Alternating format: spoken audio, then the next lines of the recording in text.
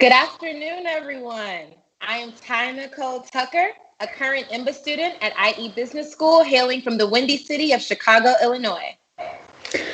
Hi guys, I'm Henry, a German-American Information Systems Management student at IE, and together we lead the Techie team and are elated to host each and every one of you for our first ever Techie Digital Conference. Today is about more than just listening to industry experts talk about the current state of technology. Today is about each and every one of you at home. Today is about daring each other to think bigger and differently about our tech-enabled future. It's about igniting a fire inside each and every one of you to engage with us and challenge our current path for a better tomorrow. But before jumping into today's discussion, we want to tell you about Techie as a whole, what to expect from today's conference, and most importantly, what we expect from you. the Techie concept was launched in 2018 by a team of students leading the IE technology clubs, committed to creating informational events and driving the exchange of knowledge within our global community. Potential of this initiative and built a platform not just for tech and business students, but for a wider community. This platform aims to unite bachelor students and master students, young professionals and the leaders of today. Now, our team has been working tirelessly to convert our original conference into a digital format, and we know that each of you will leave today with not only key insights into tech in our society, post-COVID-19, but our hope is that you are even more inspired to be a thought provoker in the paradigm shift of the tech industry post-COVID. At Techie, we remain committed to fostering people and humanity at the forefront, while still employing innovation into every aspect of society. Our Techie values are the foundation of our conference, and our vision is what drives us forward: to educate, to inspire, and to challenge status quos with the tech leaders of tomorrow. And that with all of you involved. So let's examine how the Techie ecosystem actually works. The same way our Techie vision is built on three key pillars, the Techie ecosystem is composed of three key entities. You, the audience, in which our mission is to provoke new innovative ideas and challenge old way of doing and thinking, allowing you to make better decisions for the future. Second, our industry experts of today, the speakers, who will give a deep dive into topics related to technology and our society, but also emphasize what you need to know in order to make those key decisions for the future. The Techie team is the third entity, backed by the amazing support of the IE academic institutions, who provide us the platform to showcase our innovative thoughts and ideas. Now, if you put this together, we get the diversity that thought, which enables us to build accumulated knowledge for the betterment of our global society. And as current students of IE University and other prestigious universities around the world, we as the Techie team and you as the audience must first recognize that we are all future leaders of tomorrow. And it is imperative that we continue to empower one another and learn from past mistakes. We have a direct impact on the future of technology, and it is our responsibility to ensure that we as digital natives must come together with the innovators of today to not only move the conversation in the right direction, but collaborate on building a better tech-enabled future for everyone. And by this, we do not only mean the tech aficionados in our conversation today, but every digital native. The politicians, the healthcare workers, social influencers, and any other individual who wants to challenge existing standards and practices needs to understand their role as a digital native. And yes, each one of us is considered a digital native, as technology has been a driving force since the turn of the 21st century. So what we want you guys to receive. I want to tell you about what we, the speakers and the Techie team, want to gain from you, and that is engagement. And we want you to understand your role in our exponential technological growth because of the effects it will have on our modern day civilization. And what better way to engage with us on this as a challenge and invite the most inspired experts of today to not only give you an account of the current state of business and global affairs, but also interact with one another during a live Q&A session following each panel. We know of the time constraints that our panelists have, and that's why we are coordinating a community portal on our website for continued dialogue post-conference. We hope to foster even more engagement in order to reiterate today's topics of discussion and beyond. Yes, yes. And so as we prepare to get started with our first speaker, we would like to review just a couple housekeeping rules for the day. 1, we want you to engage. This is an interactive discussion, and although we have disabled your microphones, we empower you to ask questions within the chat. After each panel and lightning talk, we'll have about 10 minutes for questions. We have some of our Techie team members monitoring the chat and will provide questions to the panelists. So please be sure to share your thoughts and concerns. And of course, put your phones away. Now listen, we've all been on quarantine for about 3 months now, and I'm sure reaching for our phones, it's second nature. However, the information that will be shared today is vital to your knowledge and your understanding about societal roles in tech and how you can make a future impact. So in order for you to actually take away the gems that are going to be dropped, and there will be a lot, we ask that for the next 3 hours, you simply put your phones down and give our speakers your undivided attention. So now you know what you must do. Ty and I are super happy to welcome Nick Van Dam to our virtual stage. Nick is our chief learning officer at IE, a renowned in Spain and in Europe, and is here today to talk about the current state of education and the future of digital education. Welcome, Nick, and thanks for joining us. You're welcome, and thank you. And I'm not sure if, Henry, if we have slides that can be showed actually from your laptop, if that's feasible or not. But if not, I will just go ahead. So first, thank you everybody for joining today. And as I've been introduced on the session, I'm delighted to be here. And it's also exciting if we think about the fact that we can do this virtually. Imagine if the pandemic would have hit us 25 years ago, before the internet. All of this would be impossible. So very exciting. And I will talk about digital education in general. But in terms of the context for this, I have been with Deloitte and also with McKinsey, being responsible for all learning and leadership development for all the professionals, but also including all the digital learning that has been launched at Deloitte and at McKinsey over the years. And I joined IE just a year ago. So the first thing I would like to reflect on for those of us who are from IE dialing in, but also for students from other universities, it's fascinating that we have been able to shift education from physical to digital almost overnight. Now, from an IE perspective, IE has been a pioneer in digital learning.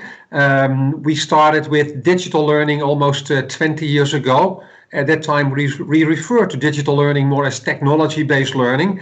And we have deployed, a lot of different methods, synchronous, asynchronous technologies to advance our learning. And one of our programs, our global online MBA program, has been ranked number 1 and 2 by different magazines over the last couple of years. But of course, also for IE, the unexpected shift, right? So nobody had in his, kind of risk scenario that this could happen. But to shift overnight, it also provided us with a lot of opportunities to be really agile and nimble. And I think that if we reflect on technology and how companies are using technologies today, it's a lot about being agile, nimble, accelerate what we are doing. And that's what we also have done at IE. So as an example, using different platforms, Adobe, we have our Wow Room, Zoom. And Zoom actually we did not use initially, but then we learned fast that Zoom had amazing functionality. And as a consequence, we said, you know what, let's shift to Zoom.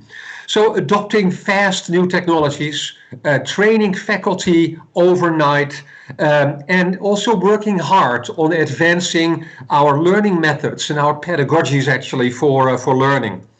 And, as an executive team, we have been working on a new strategy called our liquid learning strategy that we will launch in September.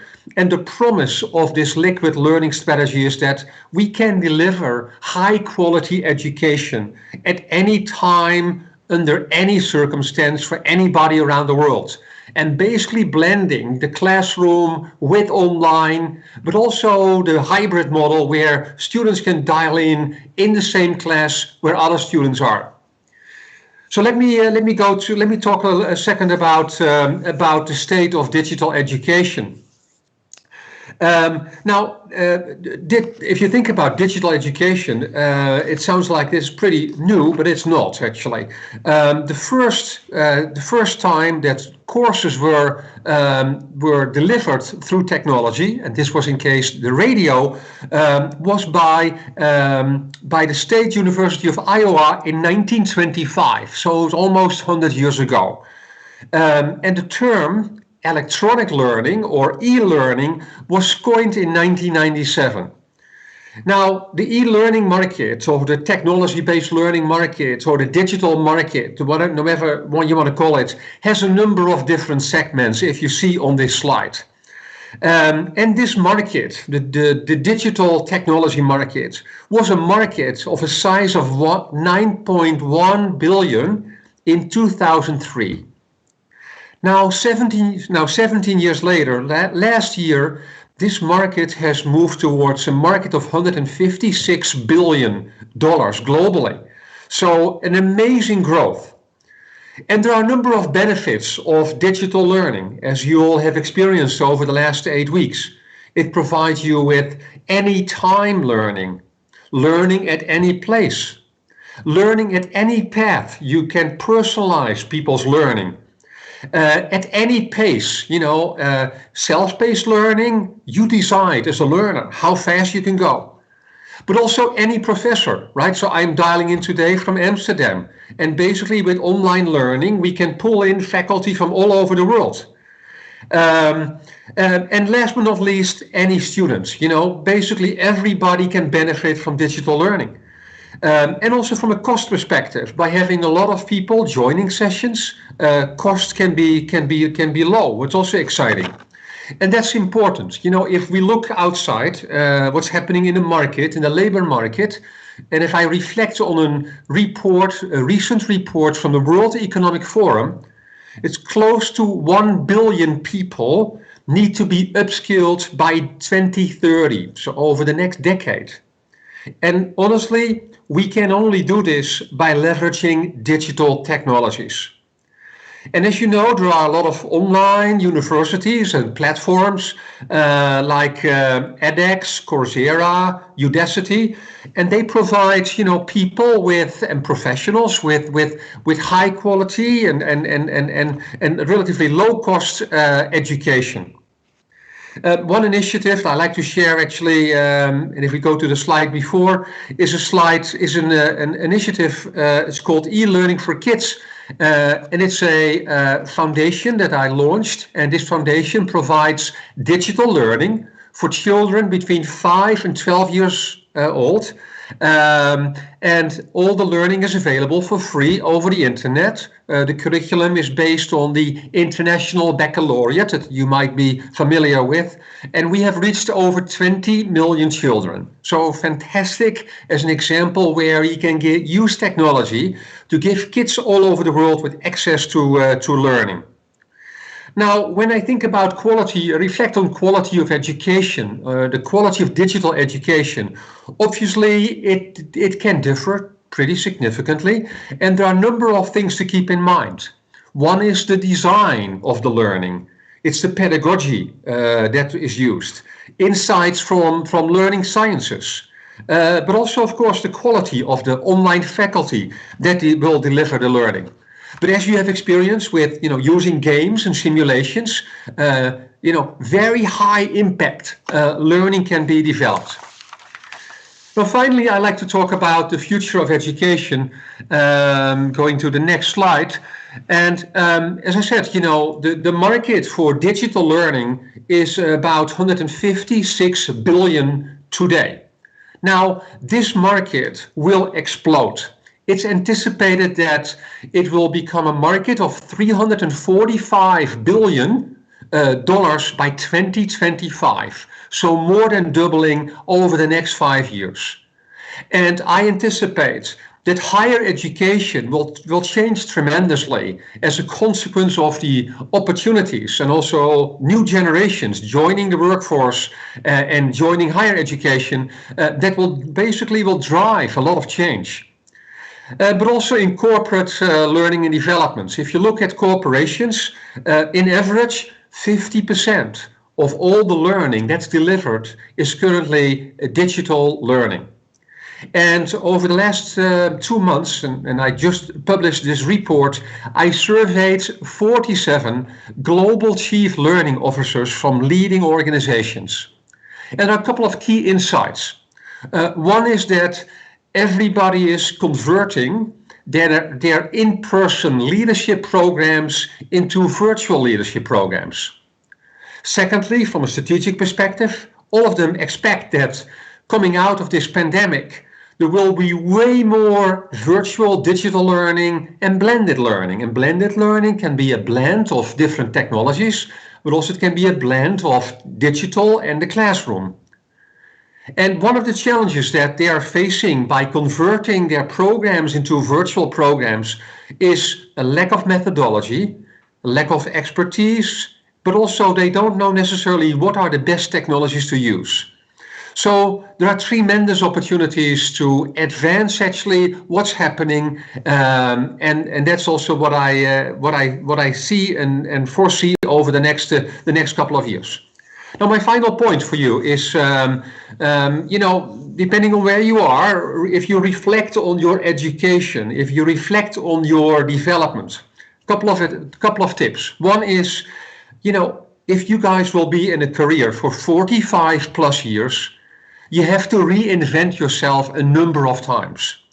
And therefore, don't think that completing your bachelor or your master is the end. It is just the beginning.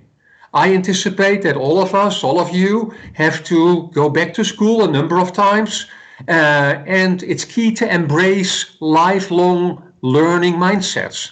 Make sure that you continue reinvent yourself.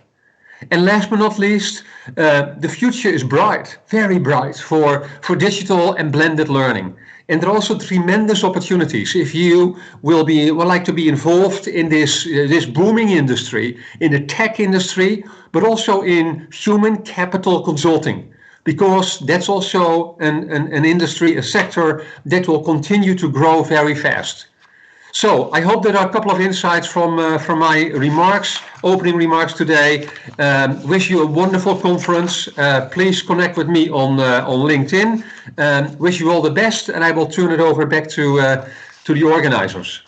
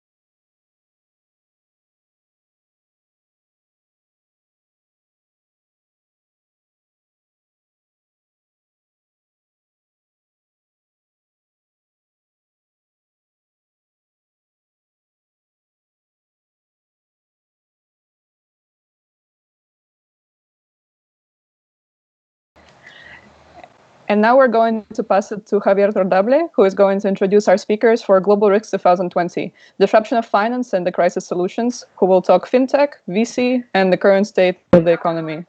Off to you, Javier. I'm delighted to moderate this panel. I'm basically joined here by the perfect angles of FinTech investment and financial services. First of all, I'm here joined by Gerald Grasshoff, who basically comes from Boston Consulting Group and heads the global risk practice within financial institutions. So he'll give us a high-level view on how this is affecting the whole sector. Then we have Fernando Zornig, who basically leads the FinTech flagship program for Plug and Play based in Berlin. He's also a board member of Plug and Play in Brazil. He'll give us the investor point of view and what is hot and not so hot when it comes to investing in FinTech and financial technologies.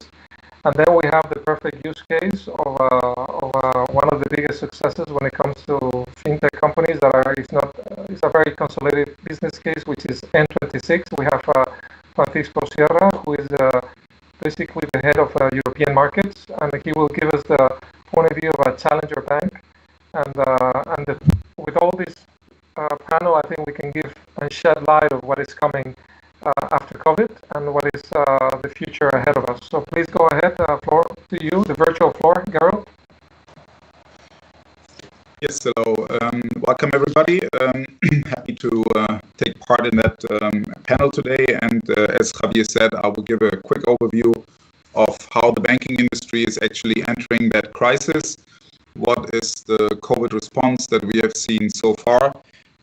And I will have an emphasis on the digital angle and the digital solution to it.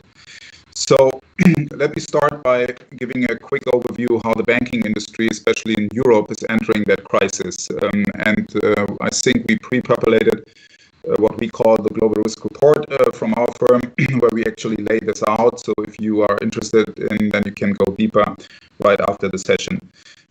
Point number one to make is that, especially in Europe, we are facing that crisis coming in from a non-profitable banking system. So for the last 5 to 10 years, actually, since 2008, we have negative value creation in the banking industry overall, meaning we are operating with the returns, and that chart is showing that we are operating with the returns actually below what the minimum demand from an investor is, and that is obviously not a good starting position.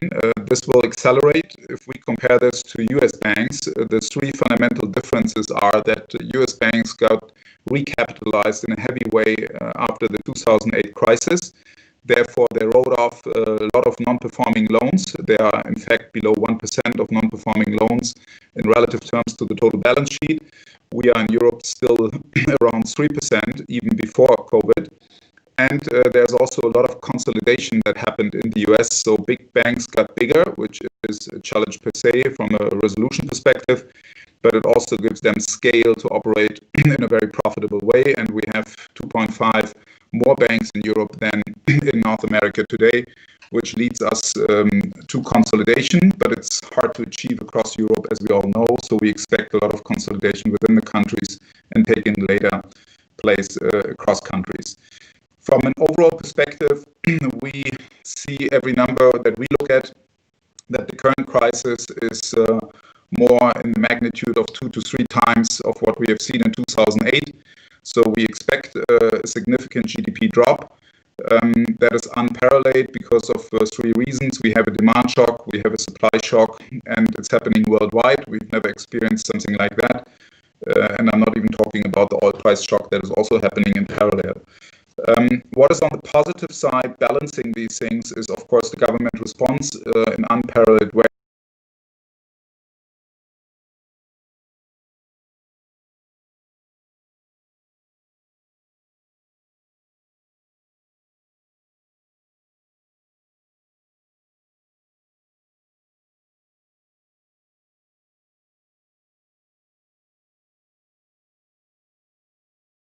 And also for your balance sheet, maybe not showing every problem immediately, but just delaying how we show it, not to actually enforce a self-reinforcing cycle. That gives us confidence because this is a fast and big and pretty coordinated response, but it still needs to play out and we need to see how this will work.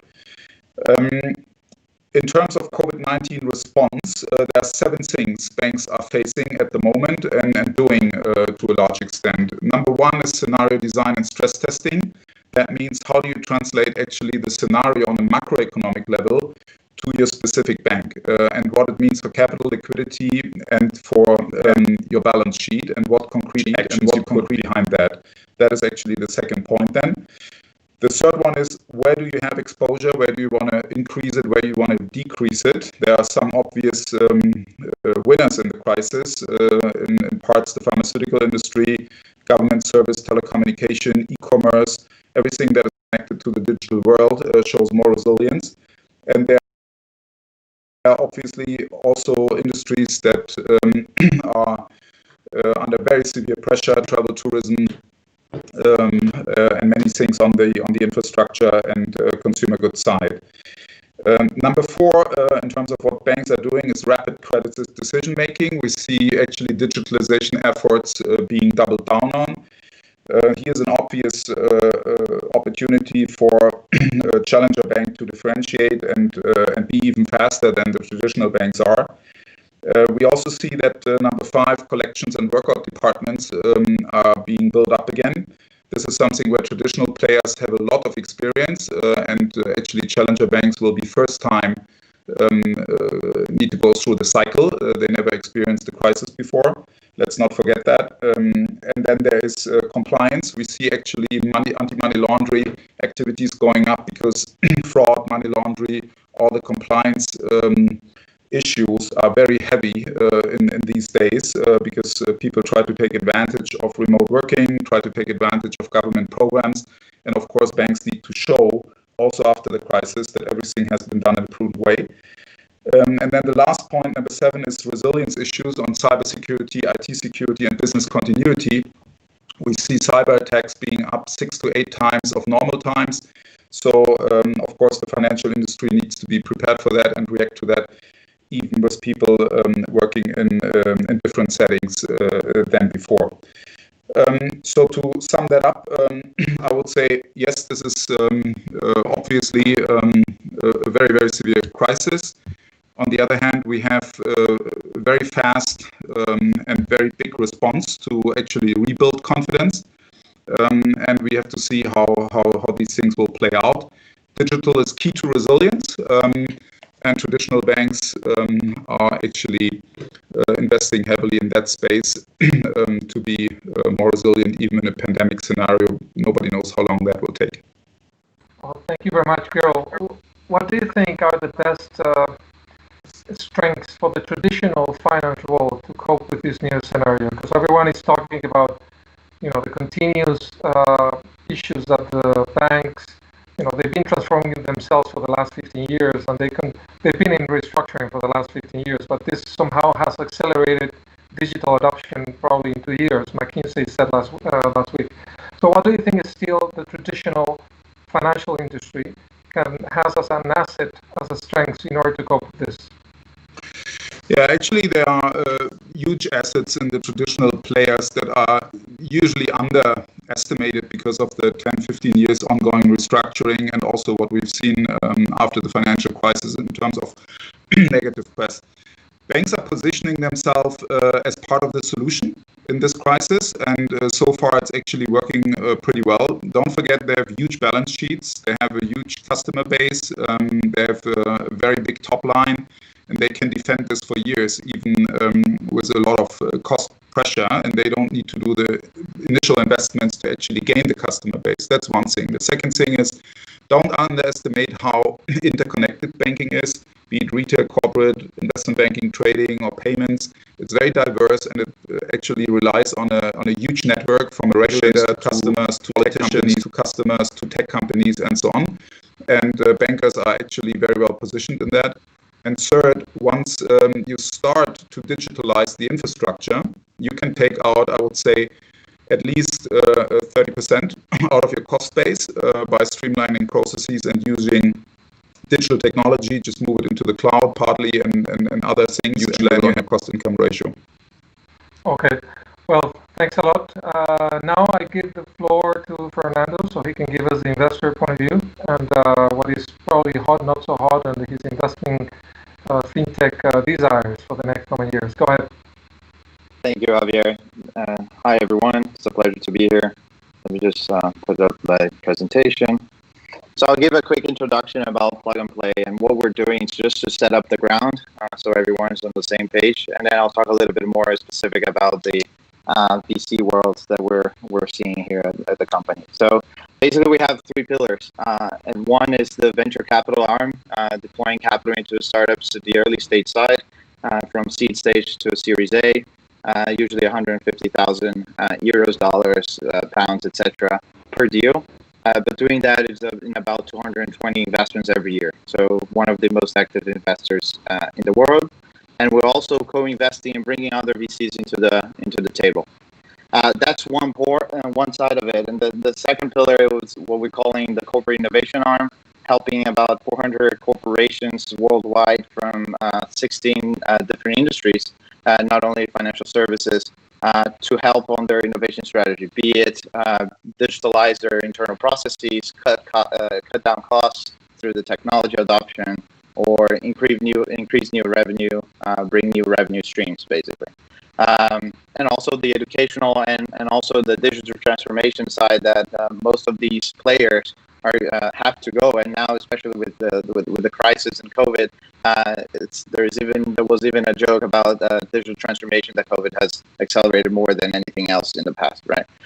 And the third is what we're calling the innovation programs, running batches throughout the year, just to bring in more and more numbers and different ideas to these partner institutions, and also for our venture capital and investment arm. So that's more or less our pillars. Talking a little bit of our investment arm, we have about more than 10 unicorns right now, so some success stories, as you can see. We have Francisco here from N26, so it's one of our best examples, especially here in Europe, and talking about finance and fintech. But Lending Club in the US, Dropbox, PayPal, etc. So a lot of different names, and those has been in the past. And now Kani, Rappi, more in Latin America, are the new additions to our unicorn list. Let's put it this way. Where we're covering and which kind of industry? Basically all of them. And this year we launched three new initiatives. One in the ag tech space, very focused on the food, but also more on the crop side of things, and also a little bit on the logistics side of that, making sure that we're sustainable for the future. So also ties up with sustainability. And then also the COVID-19, which is a mix of four industries, the four ones that have been heavily impacted for good or bad with the crisis. So let's say healthcare, commerce, meaning travel and retail, Enterprise 2.0 that covers basically everything in a corporation per se. And then talking a little bit more specifically about fintech and banks and financial institutions in general, we decided in 2018 to launch the program here in Frankfurt. And it's been the flagship program, as you mentioned, Javier, in the beginning, for Plug and Play. And it's in a partnership with Deutsche Bank and Tech Quartier. That's why also we're here in Frankfurt. It's the capital of the continental Europe, the finance capital. But we're bringing players and financial institutions from all over Europe. And the idea here is to be very Europe-centric. Not only that, we're working about 70 corporations in fintech space, not counting insurance companies. So we have a separate initiative for that. And those are always looking to, we're here to help them with their innovation strategy. And for us, seeing as well, what is the industry interested on, so we can look at and deploy capital and for ourselves.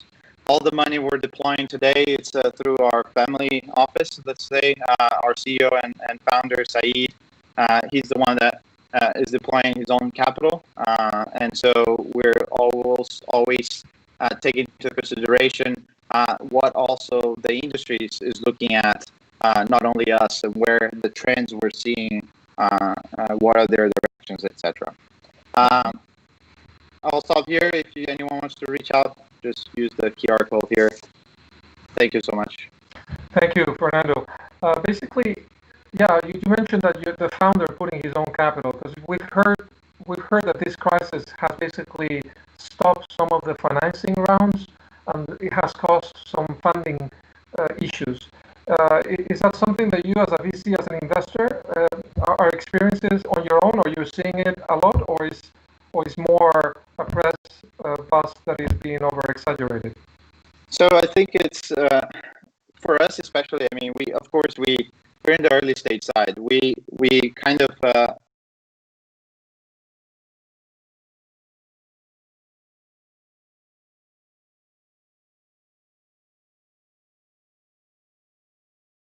we made two investments during the crisis. One is called Credit Kudos, which is a credit scoring agency using open banking data in the UK, and the other one is VibeCard, which is a banking for kids coming out of France. So I think we see ourselves as, it will definitely have a slowdown in terms of the deploying capital, but a lot of the deals that are being announced here or right now, they're probably the conversations that has been taking part of before the crisis. So it's been already a couple months with that. And another trend we're seeing, I mean, a lot of the VCs, they don't want to, even though they close the deal now, they're waiting for the right time to do the announcement. So there's also a push in that sense of PR and the marketing for not only for them, but also for the portfolio company that they're putting the capital. So we're just waiting for them to see for the right time, right? And I think it's a way and a moment for us in the VC industry to take a step back and really think of what are the really hot spaces right now? Where can we deploy more capital? And also, how can we better support our portfolio companies, right? Some of VCs, they said, look, we're going to stop a little bit in this past few months. Let's just dedicate more time to our portfolio and help them scale, grow, help them with any business challenges that they might have during this crisis. And the other ones are using this for finding better deals. Understood. Thanks a lot. Well, actually, the next speaker, Francisco, just closed a round of 100 million 1 week or 2 weeks ago, as we all said. But anyway, the floor is yours now. After having heard the BCG scenario of the financial sector, then the investor point of view, now we go to one of the best fintech successes of a challenger bank. So the floor is yours, Francisco. Thank you very much for your kind words. First of all, thank you also for inviting, right? And it's a great pleasure to be here with such a good audience and good speakers. I only have 5 minutes, right, to try and explain everything that N26 has done in 5 years. So please shut me down whenever the time is, right? Whenever I need to stop. Let me just quickly share with you a few slides. Hopefully you can see the slides. Yep. All right. So N26. N26 actually is a challenger bank. Some people confuse the concept neobank and challenger bank. So neobanks are those fintechs without a license. A challenger bank is that one that has a license, but it's really challenging as the word expresses, right? As the word says by itself, it's challenging the traditional ones and the status quo. So we very much were born before the financial crisis, the previous crisis, and we focused on doing one thing and only one thing, right? Which is basically a simple promise to the customer. It was just about doing everything digital initially and doing everything through your phone. And from there, we just started to realize that we needed to build a bank that people loved, because in many other industries, you would love the companies that would give you services, but nobody actually really loved their banks when this whole thing started. So why can't we love the ones that are actually holding our money? So we decided to first start there and say, okay, there needs to be that relationship with this brand. And the second point was, how do you actually build something that is completely digital? People don't want to go and queue, or don't want to go to a branch, or wait when they need to do a transfer, or just suffer the pain to open the laptop, right? It's extremely easy. You can do it in one click, better than two.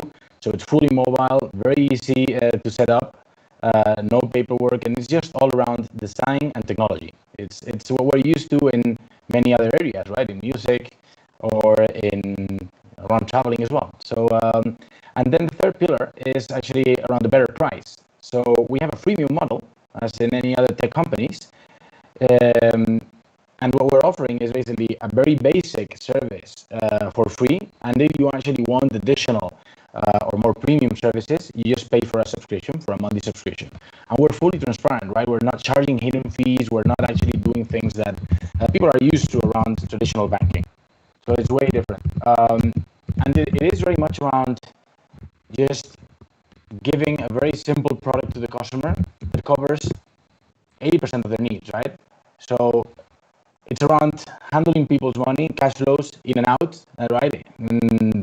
And that's about what you need on a daily basis when you're paying your coffee, when you're getting somebody sending you some money. So it's around an app with an account and a card, the debit card that allows you to pay. That's the very basic product. And what we always say is nobody's the best at everything. So you cannot be a bank and give all the best financial products in the world, right? So we've tried to become the best at having that relationship with the customer, and then we will see partner with others to launch credit, to launch savings, investments, and all the other products that others could be better at, right?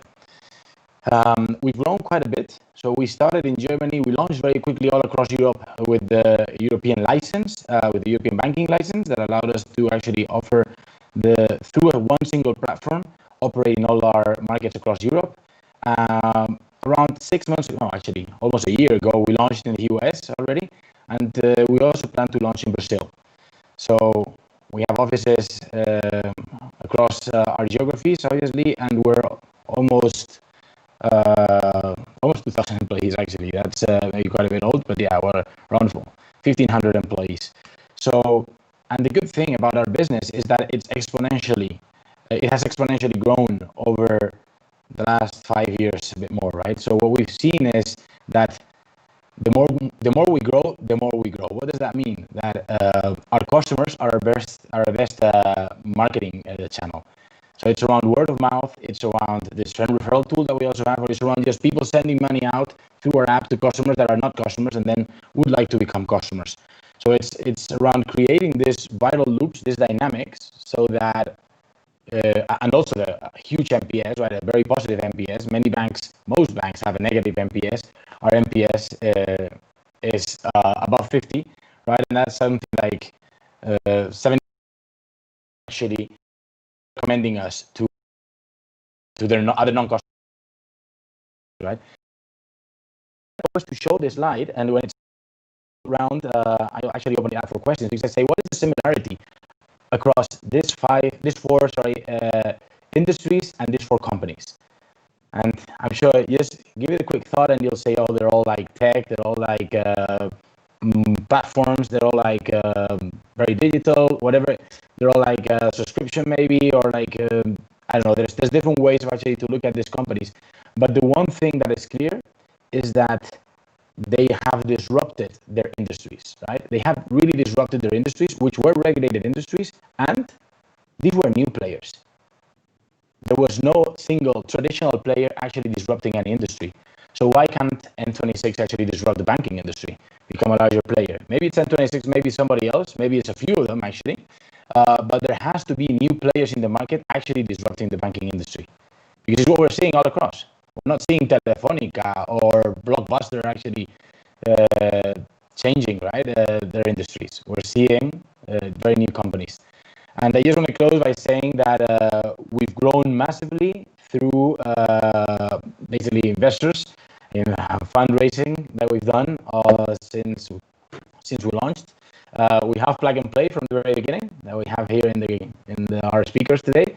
And we first started with venture capital, then we moved into more strategic investors as Allianz or Tencent. And in our last rounds, we've also included GIC, which is basically sovereign funds, right? It's basically Singapore's sovereign fund, and our valuation has grown very quickly, and we expect that to keep up and basically deliver on our promise to change banking. And I can just actually invite you to try it out at least, and if you like it, become a loyal customer, obviously. I'm sure you'll like it. Thank you.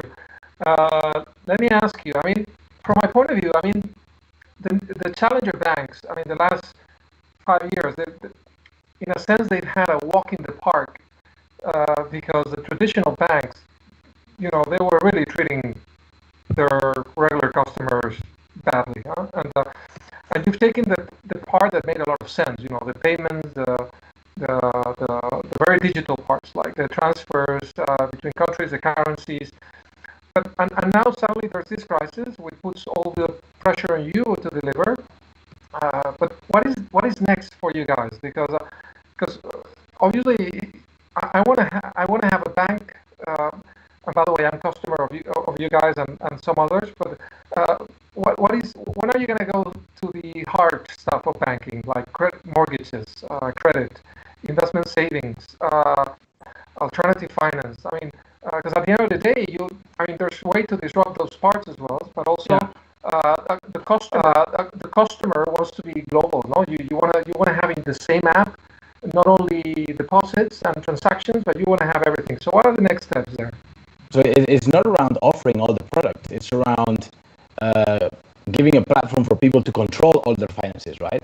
So you mentioned it very right. So I think traditional banks are obviously catching up with their digital offering, but they're never going to be able to compete with the legacy that they have, their cost structure, their branches, even their tech infrastructure, right? They have all the servers. We're all on the cloud, right? So we're just so much leaner that for us to serve a customer is so much cheaper, right? That is just those cost savings that we have as a business are actually passed over to the customer. So the customer is always going to benefit from a new player that does not have all that heavy cost structure. Also, having said that, it is true that you might want a mortgage, but that's a one-off that you look for once a year, and you might not actually change bank because just of the offering, right, and of that big decision. Well, we will be able to connect now with PSD2 with a new regulation. We're democratizing the banking world, right? So we will be able, from N26 actually, to offer the best mortgage out there from any bank, right? So that's also why do we need to actually be offering everything? We just need to connect all the dots and be the place where you want to actually see your finances, not offer all the products. So that's what we're heading to. Thanks a lot. So now we open up for the panel discussion as such. So you can send questions via the chat, and I'll be the one with the dubious honor of passing those to the speakers, depending what you say or not.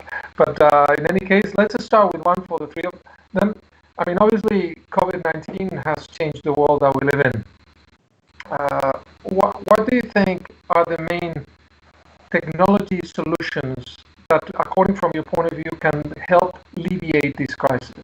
I mean, I'm talking about, we represent here a fintech ecosystem. How can fintech help those who are suffering right now or have needs? Maybe I start with Gerald from Boston Consulting Group. How do you think technology can help alleviate some of the problems that right now the COVID crisis is causing? And again, here is basically I'm asking personal opinions for everyone, you guys. I'm not necessarily representing your company or your firm. Please go ahead. Yeah, I think technology is already helping tremendously in that crisis. As we see during that conference, right? We do the same in many other companies, and in our own company, basically working remotely, connecting in a digital way, and doing business and personal interaction in a way that we probably would have never done, at least not in the next 3 to 5 years, without COVID. Yeah, so enabling communication and keeping people connected is a huge plus. Yeah. Then second, I would fully see that you can actually turn crisis into opportunity. Yeah, there is a bit more sloppy wording of that that is called never waste a good crisis. If there's a crisis and you are mentally strong enough to actually think through what the opportunity is, then you will pretty fast discover that you can do things you could have never done, or that could have taken at least 5 to 10 years to do. Yeah. So that acceleration, taking share, connecting in a different way, even startups can be facilitated. And then third, I would say digital, given this crisis, since it's a health crisis, digital is key to resilience. Yeah? As I said in my introduction speech, whenever you have a digital online channel or when you are N26, the disruption is hardly to see, yeah? Because you just keep on doing what you do. If you have a fully physical infrastructure to fix scenario, which I believe is not a black swan, by the way. I think it's a white swan. People were modeling pandemic scenarios a long time ago. It teaches us that digital is key to resilience. Correct. And as a global risk manager, do you see technology playing a big role in your role as how can the global risk management role can be digitalized?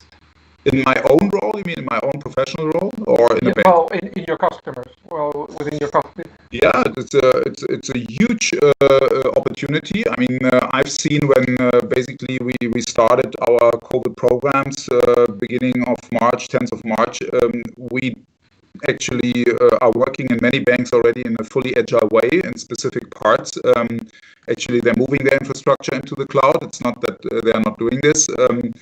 And if you do so, you can actually keep on working in an agile way. And we did 6 to 8 days sprints of putting the full retail SME loan into a fully digitalized platform. Yeah, it's done in a week. Yeah, usually the prerequisites are there. Yeah, you just need to do it, and now is the time to do it. The same is true for the data infrastructure. It's a bit harder, but there's been regulation going on. You mentioned the 15 years of restructuring. I would mention the 10 years of regulatory. That all the data infrastructure, data lakes, data governance, data lineage is fully running with BCBS 239, if you're familiar, like a reporting standard. And you can accelerate that. Yeah. So put the treasury function, the finance function, the risks function, the scenario design modeling, actually in big data lake approaches and look at in real time how liquidity or refinancing could change the view. Yeah, what we haven't seen yet is that all the credit exposure is actually available in that sense, but I expect that also to accelerate. Okay, thanks a lot. Fernando, when it comes to the different sub-verticals of fintech, personal finance, capital markets, crypto, what gets you excited the most for the future after COVID? Yeah, good question. You I think also challenger banks, even at their 3.6 billion valuation. I mean, but so hopefully Francisco says something about those valuations of the neobank. But anyway, first to start with you. I mean, what gets you excited as an investor? Yeah, of course. I mean, for us, definitely seeing N26 reach a 3.6 billion valuation, it gets every investor excited, I think. Of course, we're past that point. We're not going to ever invest in a company with that valuation. It's not our business. But I think for us, especially seeing that collaboration between banks or financial institutions or the incumbents will probably accelerate or increase more and more with the technology companies, the technology startups. We see a lot of the non-performing exposures. So all the aspects now that is very recent, also because of the crisis, just made more evident. So companies like Crossland or even the one that we actually deployed capital recently for better credit scoring, better understanding who is actually your customer. How can I have a better overview of this is Fernando, it's not Fernando with X bank or Fernando with Y bank. It's Fernando overall. So kind of better picture and data about your customer. And also, I mean, in terms of business continuity, right? And cybersecurity. I think those are things that really excite investors right now because platforms that remote working, all of this will continue. And companies we've seen in Spain, Italy, and other markets here in Europe, they're only getting back to the office in September, maybe even later on. So these all these kind of infrastructures, companies like Moxtra, that helps banks basically service their client in a more personal level as well for wealth management, etc., in a digital way, right? So there's a lot of different things that actually excite us. And I think for now, it's a moment to deploy capital. I think they'll probably find some good deals, especially for the investors. Okay, thanks a lot, Fernando. Francisco, from the challenger bank point of view, I mean, how you guys think that you're helping and you will continue helping those who are navigating the crisis right now? So, first of all, now you have to do everything digital, right? And with this lockdown, you were not able to, was not recommended to actually walk into a branch, even though a few of them were open. So with this, we've seen a wave of customers actually coming in, or at least trying to find a fully digital solution because they were having problems with their banks, or they could, or they didn't have any some password or whatever, and they just needed an account, right? So going fully digital is a main requirement, and in that sense, well, banks go through this process called KYC, right, which is very much identity validation. Thank God that now can be done 100% digital. But if you think about know your customer, which is what KYC stands for, is where I think there's much more to do. There's so much more that we can do around know your customer, not around validating the identity, which it's also good, making sure that that person is the one that he says and there's no fraud around it, right? But like really answering the customer needs. Until very, very short ago, until very early ago, we were actually walking into the bank to ask for a mortgage, as you said, right? Or for any reason. So actually what banks wanted to do is redirect you to the branch. Now they're going to have to redirect you to a website, an app, or another space, right? So this change in mindset is happening. And the less personal contact, the better, because it's just going to be faster. So it's around personalization. It's around very much how do you offer something that fits the customer, not just you come in and they offer you a loan or an investment. It really very much depends on how much money you have or how much money you need, right? So knowing your customer better will allow you to actually online really push the best product or show the best product to your customer. Okay, no, that's fair enough. I mean, it's some of the things that I've saw in the past that the challenger banks were struggling with some of the fraudsters saw the challenger banks channel sometimes as a way to do their bad stuff, just like the cryptocurrencies. But I think you guys were past that. You solved that issue. Would you guys consider connecting, Francisco, your already services to the gig economy? You know, there's many people that right now they're the artists, that there's people that don't have, some of them they don't even have a bank account, but they have a phone. I mean, is there a way that you guys can, do you see that as an opportunity for the gig economy? I don't know, maybe partnering with SumUp or some other people. Obviously, you're not gonna tell me, but not in Europe and not in the US, but we are in Brazil, obviously, right? So that's the plan. The plan is going to those areas where there's a chunk of population without a bank account. There's an opportunity there. But having said that, I think the most important piece is maintaining a good relationship with the customer, and the larger the customer base you have, the better, right? So crypto is only for 1% of the population. Not that many people do crypto. Maybe in IE, 50% of the people do crypto, but the world is not IE, right? Or the world is not us, guys. So it's very much around how do you understand what customers need, and it's exactly that what we need to answer. And the gig economy is actually very small still. We think about sharing the scooters or the car sharing. It's still not accessible for everybody in the country or across Europe, right? So that's why we try to address the widest population possible. But maybe, Xavier, maybe to add to that point, yeah, because you were asking who's helping and how do you help the people that are suffering and are affected most by the crisis. I think there is a huge opportunity also for the financial service industry, be it the startups or the challenger banks or the traditional ones, as I said, to be part of the solution, right? Because people who are suffering and the businesses are heavily depending on that the government programs and the central bank programs actually reach them. Yeah, that the cash is, so to say, getting to them in form of a loan or a subsidy. And this is actually where the infrastructure of banks plays a crucial role. Yeah, if people actually have a bank account, more challenging if they don't have one, sure, but in many countries, of course, most of the people have it. Actually providing that infrastructure and that skill to run your credit processes in a diligent and fast way to actually distribute the money is a huge opportunity also for the financial service industry to help and be perceived very different compared to 2008 crisis. Yeah. Understood. And I think also, Fernando. Sorry to cut you, but I think also to add on this, I think technology can help also the governments, because first it's who is actually in need of the help, right? So it really identified who is actually the person that needs that. So I think in the UK, we've seen that a couple of fintech founders came together and created, when COVID hit the UK back in March, they created what they're calling COVID credit. And it's basically a way for self-employed people to demonstrate that they had a loss of income due to COVID to the Revenue and Customs Department of the UK government.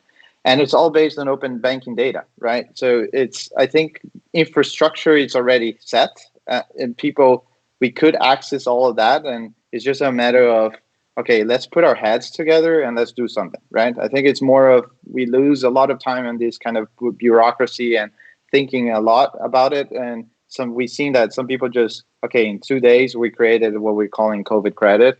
If the government is going to use or not, then it's another question. It depends on a lot of other things, but the industry could, right? So the banks or the challenger banks, anyone could use that information for themselves. For me, it was quite revealing, the fact that the government here in the UK chose SME fintechs to channel their government aid through them, not only the banks. I think that was a strong signal that the banks are not reaching the real economy, where some of the funding circles and SME lenders, they reach out better to small and medium enterprises. We have basically 4 more minutes left. 2 more questions quickly. The relationship between traditional banks and fintechs somehow is being cooperative right now. Do you think this is going to go more fierce? It's going to be more about survival? It's going to be more them against the fintechs, or is it still going to continue cooperating? We call them, quick answer from our side is, we call them frenemies. Yeah, so frenemies. I love it. There are great achievements, and there are a couple of things banks will never be able in the near future to achieve in the same way. Maybe the customer experience, maybe the interface, maybe data analytics, different angles. Yeah, but traditional banks catching up, of course. Then there are other things that maybe challenger banks or startups will never achieve. I mean, again, think about the huge customer base, the huge balance sheet, the huge cash flow that is just coming into the banks every day. Even if you stop business today, for the next 10 years, it will come in, because it's basically a backbook of loans, mortgages, where you have committed contracts. So it looks like the landscape will, of course, evolve, but there will be also an element of cooperation built into that for a long time, at least. Great. Francisco, do you have frenemies? N26 does frenemies or friends or enemies? I think that depends to who you talk to, right? So obviously the world is huge. But I think that there's very good innovation programs in many traditional banks trying to connect the dots with the fintechs, and also trying to use the fintechs as channels to reach customers and to offer products, right? So I think there's some very good learning experiences. Having said that, I very much need to connect it again with another industry. Like banks are like hotels. New players are sounding hostile, right? Still, hotels continue to be there. Banks will continue to be there, right? But there's a huge opportunity for new players doing different things. Yeah. Are you scared about Apple launching a card, or the telephone company? Not at all. Not at all. Actually, it opens new opportunities, right? New players, the more that they change the industry, the more, I would say, category awareness that you have in the audience, right, or in the market. So that's something that we definitely want. We want different solutions and be able to adapt to them. So pivot our model and adapt to them, obviously, right? So I can give you a very good example. When Apple Pay and Google Pay launched, we were the first ones across Europe in many banks, the first or the second ones when they allowed us to actually launch Apple Pay or Google Pay. Wanted it, and it's just they're taking a piece of the cake, right? So they're taking it's another intermediary in the chain. But the interesting piece is that traditional banks were some of them were actually giving out stickers that you could put it at the back of your phone, right? Which was like, this is not what I'm looking for, right? Or other banks wouldn't offer it at all. And now everybody has gone into it. So early adopters will win, and the other ones will just fall behind. I think it changes the cultural mindset of the customers as well as the people. I think it helps. I agree with Francisco. One final question to everyone, 30 seconds each, 1 minute each. What is the newest fintech technology that excites you the most, that you as an individual would invest in, because you think is the next fintech thing? And I think, Fernando, you need to start because you're the investor. So sorry for that. Maybe you were not prepared for this. But what is the next super hot fintech technology that you think is going to be the next thing that you would invest? That you can reveal, of course. Yeah, of course. We at Plug and Play, we always put fintech with cyber all together. So I'm going to use the cyber as an example. Companies like Axonius or Resec, we've seen the cyber attacks will just increase. It's given. It's not something of the crisis. It was before even the crisis. I think cybersecurity is something that excites us a lot, and let's say all of them were the biggest names, and some of the best ones are actually Israeli, as you can imagine. Yes. I mean, the talent is there for the industry. We have deployed already some capital into cyber, but I think we want to do more. I think we have a very good appetite for cybersecurity. Great, thank you, Fernando. How about Gerald? What do you think is you as an individual? What excites you the most when it comes to fintech that you would invest in? I would invest in a completely cloud-built digital corporate bank. Yeah, I think that we've seen, for obvious reasons, a lot of investment into retail customers and payments. I would actually love a bank that keeps the corporate treasurer happy by pushing a button. Yeah, and maybe a second one, but that's very difficult to tackle. It's the KYC stuff. But I actually disagree. It's not about client identification or a validation. It's about the life cycle of a customer and making sure that he's not getting involved in any transaction that involves money laundering, sanctions circumvention, or any other conduct issues. And solving that in a smart AI digital way is a huge cost saver. Yeah. Right. Thank you very much for your answer, because we're doing that already at N26. You need to check that out. But your valuation is so high already. Yeah. So anyway, I thank you for that answer, because I come from the wholesale markets, capital markets, and I agree with you. I mean, the sexiness of the retail banking and fintechs are great, but how about the wholesale fintech companies? So thank you for your answer. Francisco, how about you? What is the next super hot thing that excites you, that you as an individual put all your family money into?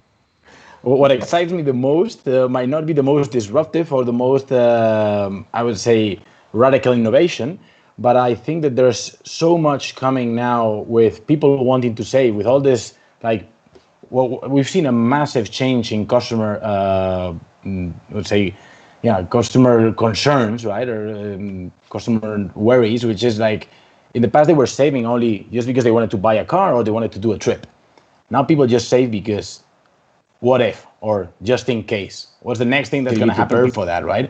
So we need to help people to save money in a proper way, to actually make some money out of their money, right? So this robo-advisors never took off. I think that needs to be completely revisited. There's a lot of people with not too much money that don't know what to do with it, and that needs to be completely revisited, and there's a lot to do there. That's fantastic, and a great statement. Robo-advisors never took off, but again, I mean, I thank you very much, guys, for this fantastic conversation. I'm going to introduce myself now, because I forgot in the beginning. I'm Javier Tordable, adjunct professor at IE from FinTech and Investment Banking, let alone that I had to say goodbye to you guys. So again, Francisco Sierra, head of European markets for N26. Fernando, Head of Plug and Play FinTech in Germany, and Gerald, Head of Risk Management and Boston Consulting Group.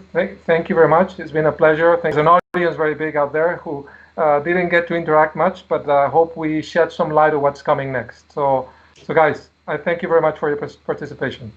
Thank you very much. Thank you. Bye, everyone. Thank you. Bye.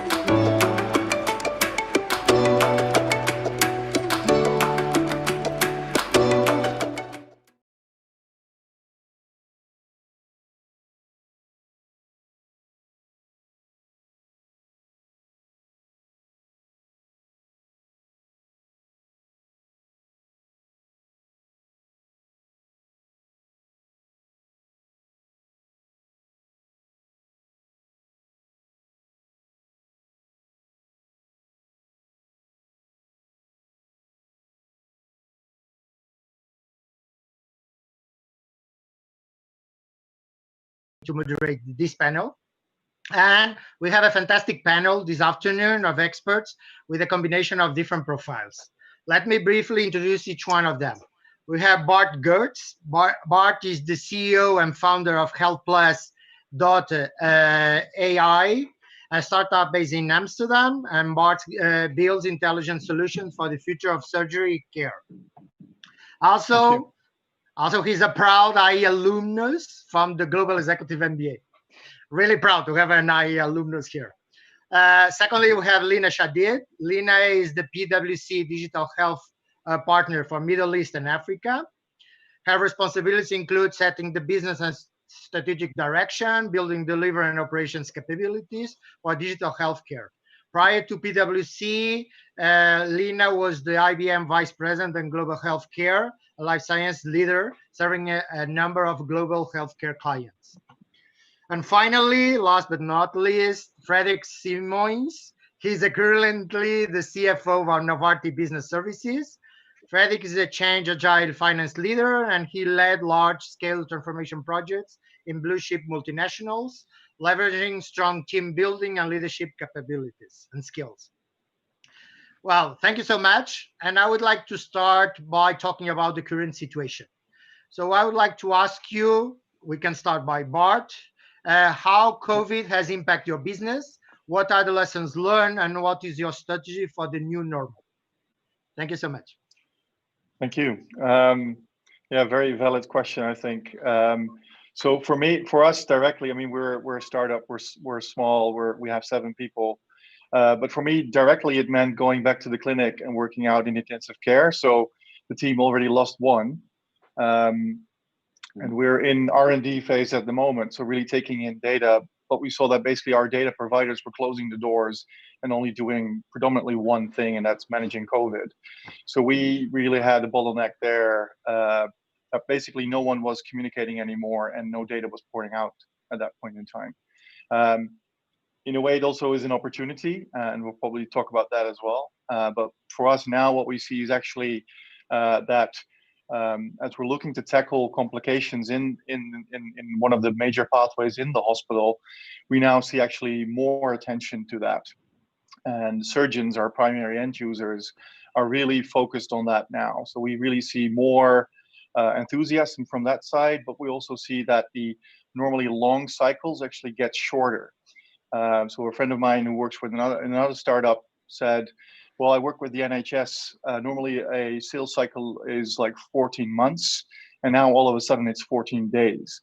So I think that kind of also illustrates what is possible now as well. Thank you. Lina, please. Being part of crisis management of COVID in many of the governments around the region have actually taught us as a consultants the lesson that in crisis, everything is possible, and you need to be 24/7, definitely. What we are seeing today is we're seeing a combination of going back to basics. So asking, how many ICU beds do I have available in hospital X? Things that you assume by default that the answers are there, you'll be surprised in crisis situations, you're not able to identify them. Do we have enough supply in the pipeline? And do we have enough protective kits? Are we able to sustain if we lose 3 or 4 of our doctors to COVID? These are the questions that you assume all the systems you've implemented over the last years are there to answer. And you'll be surprised that these answers are not readily available. People will question these answers, and you have to be there as a consultant at the middle of this, going back to basic dashboarding, basic data analytics that helps the crisis management committees answer these questions in no time. So it's like, I need the answer in 12 hours and you have to be there. So what it taught us is things will happen, you will not be prepared, and you have to be ready to answer with the best possible way, even if it's innovative, even if it's not 100% accurate. You will never answer it in the same way if you had the luxury of time. So there's huge lessons that we're learning today from this crisis across the board. And I'm happy to share some of them as we go forward as well. Thank you so much. Fredrik, please. Yeah, thank you, Bartlina. So from a pharma company perspective, so really during this pandemic, our world has been put on hold or on pause. And unfortunately, the thing that hasn't been put on pause is the disease is from the close to 800 million patients that receive Novartis treatments. So from our perspective, the most important was ensuring continuity. And so we worked hard overnight. We went to have about 80,000 employees working from home and having to figure out ways to make sure that about 30,000 employees were able to go to work on their site, being it labs or manufacturing sites, to ensure the continued research and treatment availability for patients. So that was the number one priority. And then as an industry in general, I think what we've seen impacted is the whole supply chain has been disrupted. If you look at healthcare industry, over 50% of the pharmaceutical ingredients and drug substances that we use in manufacturing are produced in affected locations. That was a big challenge for us. A major number of clinical trials were in sites that were under lockdown and under huge pressure to treat COVID patients, as Bart mentioned. And so clinical trials impacted, and we saw a major increase there in use of remote monitoring visits. And we've done over 10,000 of them in a matter of weeks since the start of the crisis. For us, launching treatments, which usually is done by interacting face-to-face with physicians, has been completely disrupted, and we can get to that in a minute in terms of how we see the future. And also, maybe from a business perspective, a lot of patients are no longer visiting their physicians. So we have therapeutical areas like ophthalmology where patients are usually above 65 and therefore at risk for COVID, that are no longer visiting their specialists and therefore not getting treatments. So these are the major impacts we saw on pharma. Thank you so much. And as you said, let's talk now a bit about digital transformation and data-driven strategy in healthcare. What do you see now, and what will you see soon as tech, digital, and data trends? Who want to start?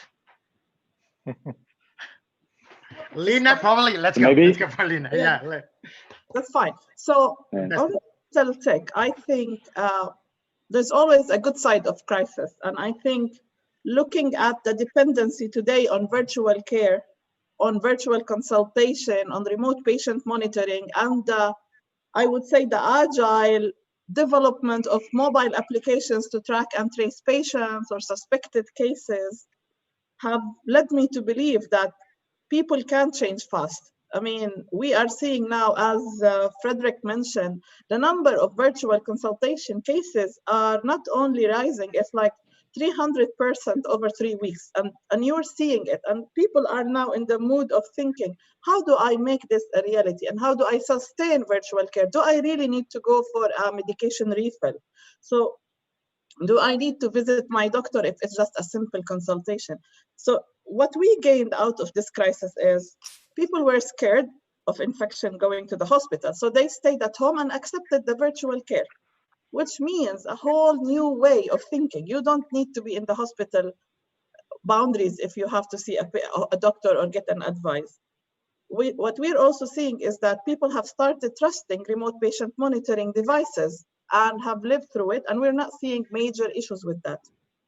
We're also seeing in the digital health aspects a huge transformation in the way the health operators, the hospitals, are now suddenly collaborating and sharing data without all the boundaries that we've been seeing between cities that are competing or governments that do not want to share. So everything is opened up suddenly, which now will put us on a huge data lake of everything that is available, not only to fix COVID, but also to take it to the future and focus on prevention, focus on new medication, focus on how do I get all this data to generate more intelligence using machine learning and other things to solve problems, to improve outcomes. So we're seeing huge impact in a positive way out of COVID and going forward as well. That's just a few of them. Thank you so much. Maybe I can build on that, Jose. So for me, I've seen three major trends, and Lina touched on a few. But really, the silver lining to the crisis to me is that the future will come earlier. Because suddenly things that we were thinking about became the only way to operate in the lockdown environment and so on. And I see these three things are actually quite easy to remember because the initials also read COVID. It's collaboration, virtualization, and digitalization, COVID. So on the collaboration, I think what I see very interesting is how different actors in healthcare came together to solve a human and healthcare challenge in COVID. And this is really one thing that I hope stays after the crisis. And at Novartis, we've formed relationships with Berkeley University, for example, with the chair of the Therapeutics Accelerator for COVID research, which is coordinated by the Bill and Melinda Gates Foundation. So collaboration has been a big thing. Virtualization, as you said, Lina, in terms of telehealth, remote monitoring, we had all of these capabilities, but it wasn't widely used. And suddenly people are realizing it works. In many pathologies, patients had to go to their hospitals to pick up their treatments or get treated. And during the crisis, we've seen a huge increase also in home delivery and home treatment. So virtualization of how we do healthcare, no longer having to go to centers.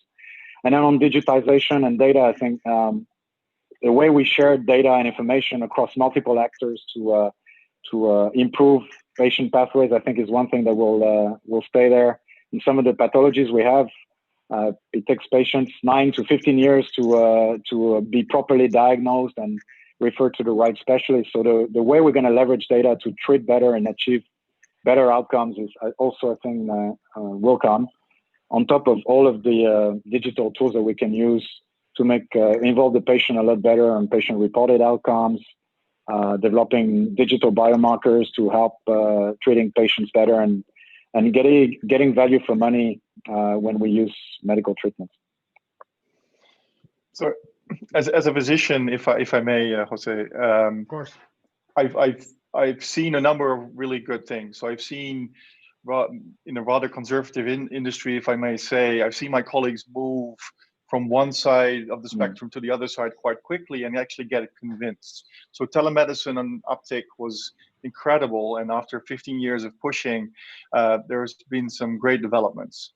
But I think now we've seen with the data transfer, and I really appreciate the optimism of Lena. But what I do see is that there are, well, I think so. What we see, we've all experienced that in healthcare, almost anywhere in the world, we're experiencing this slow burning platform, and the urgency is getting clearer and clearer. People are in some European countries dying in the emergency room because simply we don't have the staff and a number of other things. So that has been really become apparent during this crisis. What also has become apparent to me is that these pockets of platforms keeping their data, hoarding the data, and using that as a position, as a moat to competitors, and not being able to open up or not wanting to open up is still there for some. And these are predominantly the major firms like electronic health record vendors, and I won't name any names, but I'm aware that they've actually tried to stop some of that process going on. So what I've seen, though, is that governments have put a real effort in to open up legislation to allow to let that happen and clarify GDPR maybe a bit more, because I think there's a lot of emotion and not ration going on around GDPR if you're talking about Europe. So that, I think there are still some challenges there. I think we can expect governments to push a bit more maybe and oblige opening up APIs and a number of other structures to allow that data to actually exchange hand and make it a lot more or a lot better. Yeah. Very good. Actually, we have a question from the audience for all of you, because we talk about data, and someone is asking about data cleansing, about the key issue of incorrect data that can impact in all the accurate diagnosis, analysis, and so on.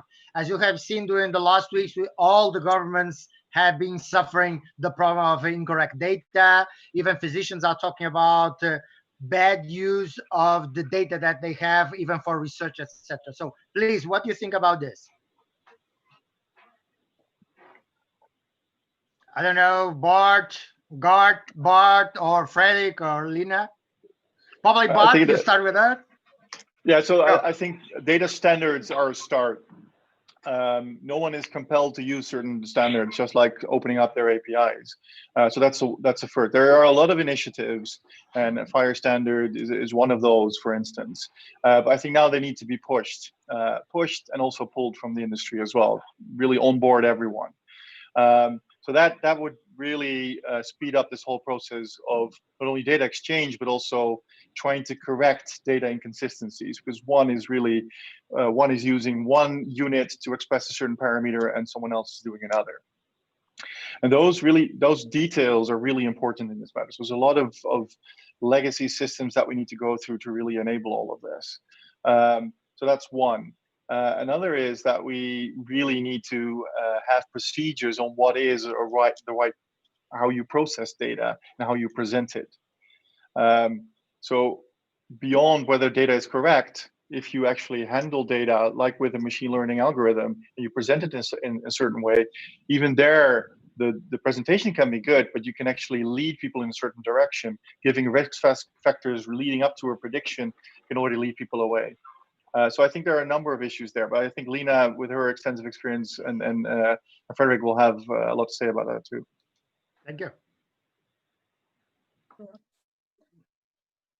So, just from my side, Jose, of course, data is the core of any digital environment, and you cannot have artificial intelligence, you cannot have predictive models, you cannot have proper capacity planning, which was key for the COVID vaccination across countries, without having the right data in place. And what we've seen, if you remember when I started talking, I was talking about people assume that the data is accurate, assume that they have enough stock of PPE, but on the ground, it was completely different. And that's something I think have learned, many people have learned the lesson of their life, like don't assume data is accurate. So data accuracy, data cleaning, having the right, what we call information architecture is key for any analytics or AI. So it's very simple. There is no artificial intelligence without information architecture. So there is no AI without IA. And information architecture, I think, is weak in many, many areas across healthcare. So one of them is the healthcare record, but there are many other areas where we've seen today failures on the supply chain, failures in other domains of healthcare, just because of the assumption that the data was complete, was accurate, was standardized, was exchanged. And I think there will be a lot of effort needed to standardize, cleans, like Bart mentioned, bring them all to the same level. Let us have the same measure system across all the labs in the city, so we know what to do. Let us have the same definition of diabetes level when we need it. So there is a lot of work that will need to be done to avoid having issues with data and actually use all these new technologies and emerging tech in AI, emerging tech in machine learning, and bring them to reality. So it's your first building block. So whoever asked the question, asked the right question. It is where we start. Very good point. And actually, there's a lot of legal. Please, Ferry. Yeah, and if I can build from a different angle, and I do think that the crisis will allow us to start joining forces across stakeholders to create the standards that Bart was talking about. But I think what's interesting also in the pandemic is that suddenly the accuracy of the data has become center stage. And so if you look at even the difficulties we had tracking disease progression during the last few weeks, and then how numbers changed. I mean, just amazing that we're in this situation. And so even if I look at from the clinical side of things, I'm not sure you know, but there's over 7,000 scientific papers that have been published on COVID over the last 8 weeks. Just amazing the volume of data that is being gathered and published. And so it's very difficult to get our way through this. And I'm glad actually that the challenges of dealing with data take center stage, because ultimately the outcome of all of the things that were described by Bart and Lina and the challenges we have there is that we have patients that don't get the right diagnosis, that have patients that use treatments that they shouldn't be using, that consume healthcare resources they shouldn't be consuming, and ultimately that don't get the healthcare outcome that they should be getting. And I think therefore it's critical, and I hope that's the one thing that we start joining forces on. Honestly, I think it's a very, very good question. As you know, it's critical. As you said, that data is correct, accurate, and so on. I have another question, which I think is quite good for this panel. Do you think that technology companies will expand to healthcare? Because we know Google has announced, Apple has announced, Microsoft, IBM, all these top companies are now doing some. Amazon, by the way. So what do you think? Do you see that as a threat? Is the ecosystem is evolving like many others? So if you could give some insights on that, please. I'll go first. I think they are already. Yes. Yeah. I think they are already. Could you give an example in your area? Well, I think from our perspective, we're already working with Microsoft, for example, on the use of AI. We're collaborating with Amazon also. So we have already in our own ecosystem, we're already working with major technology firms, but then with many, many startups. We have a structure called Biome, where we collaborate with startups in a number of countries, including my home country here in Spain. And ultimately, what's good about it is that we join forces to solve human and healthcare challenges. They do things that a pharmaceutical firm is not designed to do. What we want to do at Novartis is innovate around the treatments that we're able to put in the market to reimagine how we solve these healthcare issues. And we need the collaboration of startups and public sector, etc., to be able to do it. Good. Lina, and then Bart. Lina interrupted you. Yeah. Good. So It's a very interesting topic, because if you think technology companies, giant techs who have cloud and who have the technology are able to create end-to-end solution without the right industry partners, without the right hospitals, experts, without the industry support, I don't think that will work.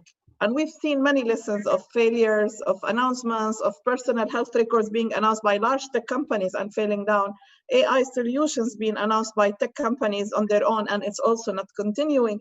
So I think the industries need to converge, because you will not be able, if you are the best programmer in artificial intelligence language and you don't have next to you the physician who's going to give you the predictions of what to look for, it's not going to happen. So what we're seeing is the right convergence. So as Frederick said, Novartis with Microsoft could come to us something useful. It will accelerate the drug discovery. If you think other companies, Amazon, IBM, are doing the same partnership for specific disease prevalence, for understanding population health, for going into cancer treatment. So you need the two to work together. But I don't believe an IT company gonna become a healthcare provider on their own. They can try, they can provide the platform, but they will never be able to gain the trust of the population. So you have heard, Lina, probably that Amazon is creating Amazon clinics. They created their own hospitals and so on. So what do you think about that? Before I move to Bart for artificial intelligence. Would you trust in Amazon clinics or not? So again, I mean, you need the right partner. So it depends. For me, if it's Amazon as a technology layer only without the healthcare expertise, I will not. But when they come and have all these plug-in hospitals or doctors joining and they become just the transportation engine, I will definitely trust it. So depends. So much. Depends. Very good. Bart, please. No, so first of all, I want to really say amen to what Lina is saying about the I've seen so many tech companies, even Philips here around the corner, they come up with solution looking for a problem. So that's first. They come up with technology that's really interesting, but it doesn't solve the clinical issue or the patient's issue, for that matter. So I think that's really important, and you can see that now. I think the investment has been going on for the last couple of years. So this is not a COVID-created thing. Google, I've been told by Googler, has been actually recruiting more people to Google Health than they have been to Google Cloud. So they've been investing heavily in this, and they are recruiting clinicians and people from pharma. So I think they learned from their last try to get into healthcare. For us, I mean, Google we're in a mentorship program with Google. They're not owners or anything, but in a way we want to learn from them, but also we're kind of afraid of that, because they of course can push you out. And I think that's the other challenge that is there for the industry as a whole, for healthcare as a whole, is that of course they will. We talked about the buy-in and really the modes that they can put up. I think they have shown that in other industries that they basically take everything over. And I think people will be scared of that, both patients with the privacy of their data and the quality of the care that they'll be getting and the personal aspect of that as well, looking at Google Clinics or Amazon Clinics. But also physicians, nurses, everyone in healthcare will be very wary of where is that data going and how is it used. So I think really the positioning, the way data is handled will be really important moving forward if these big companies get a bigger footprint. Very good, thank you. Actually, there's one question for Frederick about which is a critical aspect, which is counterfeit medicine. That is a report from PwC that says is 200 billion market. How one of the persons on the audience is asking how you plan to use technology to fight counterfeit medicine, if you have plans. I know we have, but if you can share.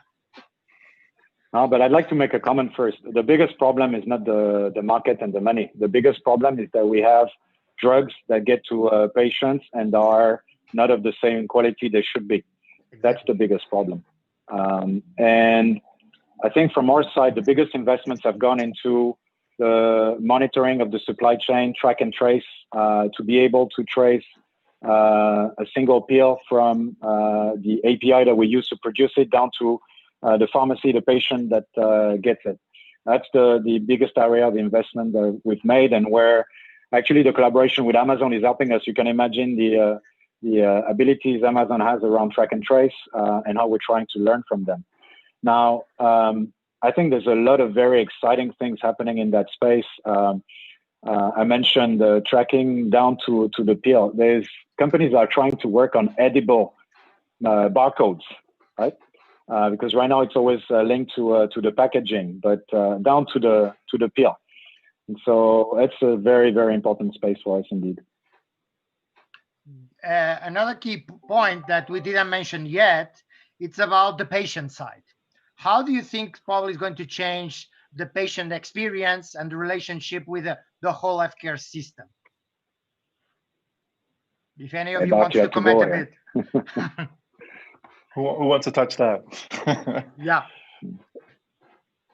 Any comments on that? The first, I mean, looking from a tech perspective, I think you've seen now the first initiatives, the first companies being successful, for instance, with digital dermatology, to move it away from the clinics. Of course, there's been resistance, but I think really now you start seeing that there's the initial trust is there now from the patient's perspective to really use that technology. So for me, and that's of course a motivation also to start a company and move from the clinic, was really to bring it closer to the patient, and move it away from this expensive big building somewhere up on the hill with all these people and fancy machines. But it also opens up the perspective of being more preventative and more proactive, because all of our healthcare is really a reactive engineered thing. We're tailored at sick people and not people that are healthy and keeping them healthy. So the whole fundament of how we designed this system is in a way not geared towards keeping people healthy and making money on the back of sick people in a way. No, I know that's really negative to word it like that, but in a way, I think that's kind of the truth. And I think this digital approach allows to break open that whole concept. And you see now the first uptake of that. Good. Lena, I don't know if you want to comment something extra. Yeah, for me, I think the major impact from a patient point of view is that barrier between them and between them receiving virtual care versus going to the hospital is broken now. I mean, if you see the uptake, we've just completed a survey in some of the countries in the Middle East by PricewaterhouseCoopers, and the numbers are so high. We're talking about some countries have 80% acceptance of receiving virtual care, which means if we keep this momentum going, you don't need for elderly, for example, to put them in nursing homes with complexities and high rate of infection. You don't need them at the hospital. If you manage to use that from now, when they become in the generation where they need that healthcare to be received at their home, they will be ready for it. That's a major improvement and a major cost reduction and efficiency for the health system across countries. I see that the patient's convenience is becoming number one. Patient education and patient activation using virtual tools is another major improvement that this is driving. So think about it. As a patient, if I give you the self-care tools that you need for your healthcare needs, why do you need to come to the hospital? Why do you need to drive? Like one of the studies that we've completed in Canada showed 45 million kilometers being saved for patients not having to drive just because of the automation. So think about that across countries, saving at all levels, improvements, convenience, and they can receive it when they need it. Now, is it ready 100%? Can we do everything digital and virtual? Not yet, but why not? Why don't I stay at home and have all the preventions around me where I know I'm gonna get X disease or, God forbid, a stroke or whatever ahead? It is much, much better that you feel that confidence in the system. Good. As you say, I think as all of you said before, there's a lot of opportunities. So let's see that as opportunities, not as complaints, because the future brings a lot of opportunities. I would like to conclude with a final question, because someone from the audience is asking if your companies plan to hire people in the next coming months. So I would like you, if you ask, reply to that. But also my last question is, what will be your career advice for people who want to pursue a career in health? So please, who wants to start? Fredrik, do you have jobs? Yeah. I can go. So yeah, I think a message for everybody that is looking to enter into their professional career now. And I'll start with actually a sentence that I love around technology and healthcare. And it's a sentence that goes like this. It says, physicians will not be replaced by artificial intelligence, and you can replace artificial intelligence by any technology. But physicians who use artificial intelligence will replace those who don't. And if you think about it today, physicians spend an average of, in primary care, 7 minutes with their patients, usually looking at a screen, behind the screen typing. And I'm sure that apart from improving quality, technology and digital will humanize more the process.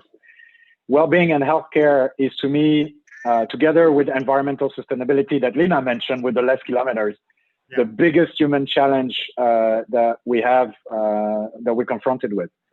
And I was reminded by the organizers of this event that actually digital was for me an acquired capability. For you guys, it's your native digital, right? And the future of healthcare, to me, one of the big fixes will be digital, and you are the generation that needs to make that happen. The 2019 flu, the so-called Spanish flu, led to a major strengthening, in particular in Europe, of the healthcare systems. My hope is that the COVID crisis will lead to a major strengthening of healthcare systems through digital. And I hope this generation is the one that makes it happen. Good. Talk about the young generation, Bart. Well, thank you. I think that's too much honor, but I'll take that one. All of us, we are a young generation. Maybe in my mind, yeah. No, so we just hired 2 people, and we're going through a financing round within the next 3 to 6 months. So we'll hopefully hire another 12 people after that. So yes, I think this is in a way, it's a critical period. It's a high risk period, but it also brings great opportunities. So the answer to that would be yes. How do we take it up from there? I don't know. I think we're really seeing more uptick. We're actually, I think the sustainability issue is something I see in the hospital now as well. So that's really interesting that's now being taken up. We're focusing on that as well. AI is actually, in a way, these big neural networks take up a lot of energy to actually build. So we're focusing on that as well. So we're working with the University of Bolzano to actually simplify our models to make them run quicker at the convenience of the end user, but also reducing our CO2 footprint. And we had some extensive discussions even with Amazon. That's a big issue as well. So yeah, and then of course all the challenges that we discussed already. That's all in our way, and we'll happily have a bite at that. Lina, please, with your all expertise and young experience, please tell us. Honestly, if I tell you that during this period, I have seen a major requirements coming from clients for consultants who understand the combination of health and digital. We're completely sold out as PricewaterhouseCoopers in this domain.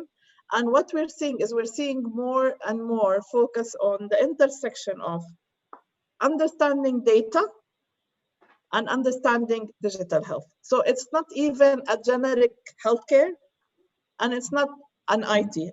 It's that intersection that makes a difference. And if I find people who understand healthcare, who's willing to go into the data analytics or are interested in research or in additional machine learning expertise, that combination is the future for me.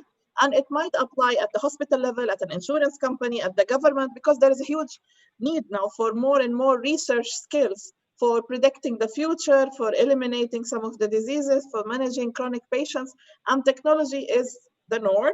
So my advice and the way we're looking at people to be hired are the people who are at that intersection or have one of them and willing to expand and digitally upskill their knowledge to come to this domain. And of course, they need to be open for surprises, open for being in one country and getting locked down during this period. So we will need also these people who like to be adventurous by nature.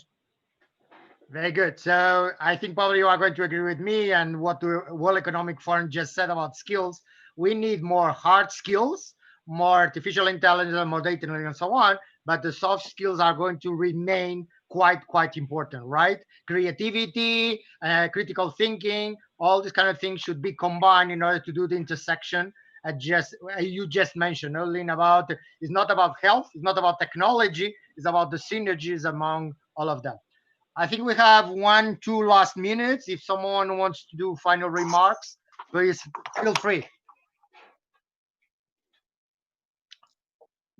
So Frederick, Bart, Lina, any final remark about what you think is missing? I think we were pretty complete. Yes, please. Awesome panel. Well, first of all, thank you so much for this inspiring panel. I really love it that you share not only your experience, I think you provide the right motivation for people to understand that this new reality has a lot of opportunities. You are the example, so I think we should keep a positive thinking and say, yes, there's some constraints, there's some challenges, but the positive side is all of you are an example of the future is here. I love it what you just said, Frederick, about the future is not tomorrow. No, probably not, even probably not now. Probably we should start thinking yesterday about what's going to be the new reality. But I think as human beings, we have a lot of experience in adaptation. So let's use it. Well, thank you so much for your contribution here. Thank you so much for the Techie team for bringing this fantastic panel. And I think all of them will probably answer and be willing to collaborate through LinkedIn and reply to the rest of the questions. Unfortunately, we could not go to all of them. Thank you so much. Good afternoon. Thank you, everybody.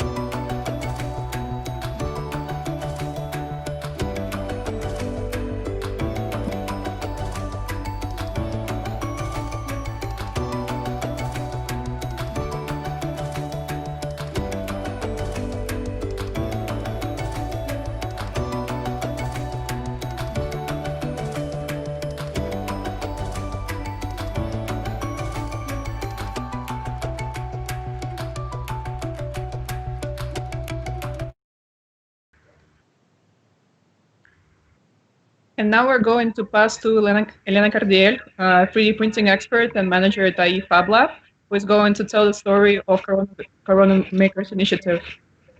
Off to you, Elena. Thank you for the introduction. And well, hi, everyone. Today, I would like to talk briefly about the Fab Lab at University, just for those who don't know us, and then talk about the Coronavirus Maker Initiative, and maybe open a discussion about the future of the maker movement. The Fab Lab is the fabrication laboratory of the School of Architecture and Design, and is placed in the Segovia campus. In this space, our students and professors can find the latest technologies for digital fabrication, such as 3D printers, CNC milling machines, vinyl cutters, or 3D printers. For plastic, resin, and ceramics, among others. But we also believe in the union between digital and handwork. And that's why our Fab Lab also have a fully equipped wood shop with hand and power tools, molding and casting materials, ceramics, and so on. But no matter how many machines you have, or if you have the most expensive lab in the world, what is important here is the people that is going to use those machines, how they use them, and for what. So we train our students and professors so they can know which are the possibilities of each machine, each technology, and how to use them in a responsible, proper, and safe way. With this, what we are looking for is that our students learn by doing while they make their models or prototype, or they investigate with new forms and materials. Our Fab Lab is also member of the official Fab Lab network.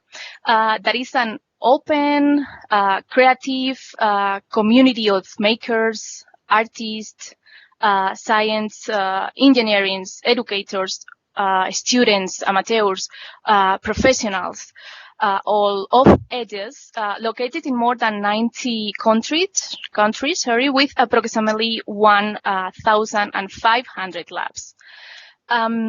From community-based labs to advanced research centers, we share the goal to democratizing access to the tools for technical invention. So we can say that we work locally, but we are all connected. When the situation of the COVID-19 pandemic got worse, one of the main problems that the healthcare system was to face was the lack of physical protection equipment, the famous PPE, And here is where the maker community stood up and began to work directly and actively to fight the crisis. And this is how Coronavirus Makers was found. Coronavirus Makers is a compendium of more than 20,000 people who have different specific knowledge, with different backgrounds, with continuous feedback, and all in contact and organized at local and state levels to have, and we have been able to do what you are going to see below. From that moment on, through platforms such as Telegram, makers from all over Spain began to meet and discuss how they could use their resources to help to fight the COVID-19 crisis. From the Fab Lab and the School of Architecture and Design, we knew about this initiative and do not hesitate to help the local community. So the main goal here was to reach the healthcare staff as quickly as possible. So it was finally decided to 3D print face seals that covers the face from drops or other factors such as blows or splashes of liquids and particles.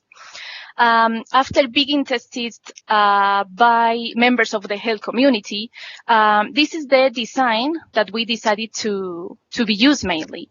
A 3D printer cap, where then we can add an acetate seat and the rubber. And why this model? Why we decide to print this design? Well, mainly for six reasons. First of all, it's comfortable to wear, easy to assemble, very fast to print. It just takes 1 hour. It's also very light, just 25 grams. Allows ventilation, and it can be reused since it can be disinfected. We have to keep in mind that the design is not only based on beauty. Design is mainly based, or it should be based, on problem solving, and that's why in this case this is a good design. One of the main factors that allowed such a rapid response was the type of digital fabrication that we used. These caps are made using FDM 3D printing technologies. That for those who are curious, these 3D printers work very simple. We have a filament of plastic that passes through a hot end, which melt the plastic, and then extruded it again, building the model line by line, layer by layer. And we do this in just a few hours. So something that the healthcare authorities and the industry would have taken weeks or months to do, we fabricated and delivered to those who need in a few hours or in a few days. And for sure, in altruistic way. After the face heals, other projects also emerge, such as Salva Orejas, a small plastic band that hold the mask behind the head and protect the ears from the continued use of the mask. Also, Abre Puertas, that allow you to open doors without or press buttons without using your hands. And finally, the mechanical ventilators for the hospitals. This is a much more complex project that requires a lot of testing and approval, and it's something that several makers groups are still working on. While 3D printing, while our printers continue working day and night, a very large coordination effort was made at local, regional, and state levels to deliver all this material as quickly as possible. I mean, just in a 1 or 2 days maximum, and without taking risks, for sure.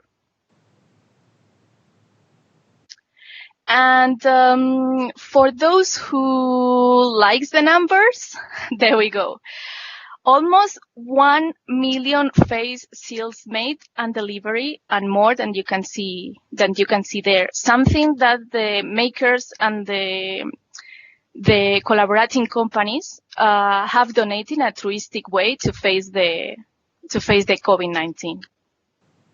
Now it's time for the industry. But makers are ready to get back if necessary. All of this has pointed out the power of technology as a social purpose and the resilience of the maker community, how they have been able to adapt to a need in a time of crisis and give it a solution quickly and effectively. Also, the potential of the maker community, all the talent, creativity, innovation, reinvention that was hidden, but now appears in the form of new projects and collaboration between people and companies. No, this also has made the maker community stronger, based in an open source culture where not everything needs to be licensed. Not everything must to be sold, and that there are things that must be shared about the economic interest, right? What is ascertained is that the maker movement is producing a new industrial revolution that is based mainly in two aspects. First, the technology, which is becoming cheaper, more accessible, more open, and more standardized. So more and more people can afford it and can develop projects and prototype without depending on the multi-billionaire dollars company.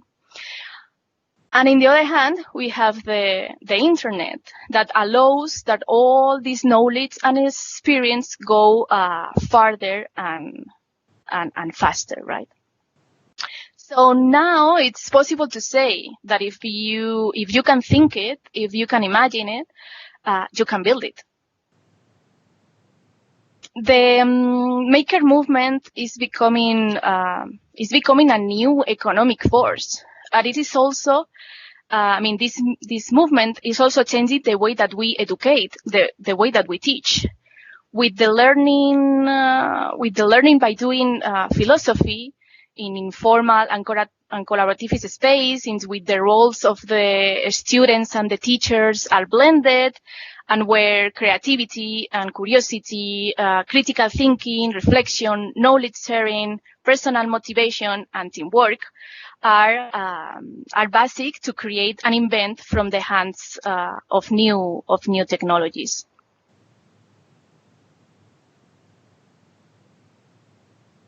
And in my opinion, well, you know what I mean with all of this, right?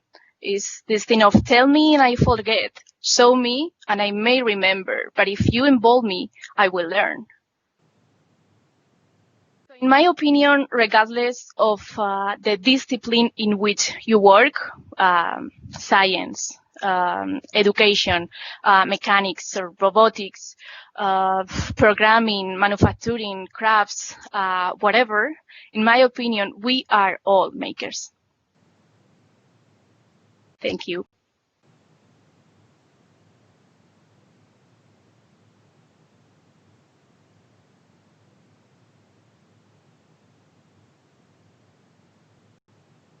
Creo que ahora va a hacer preguntas, Roxana.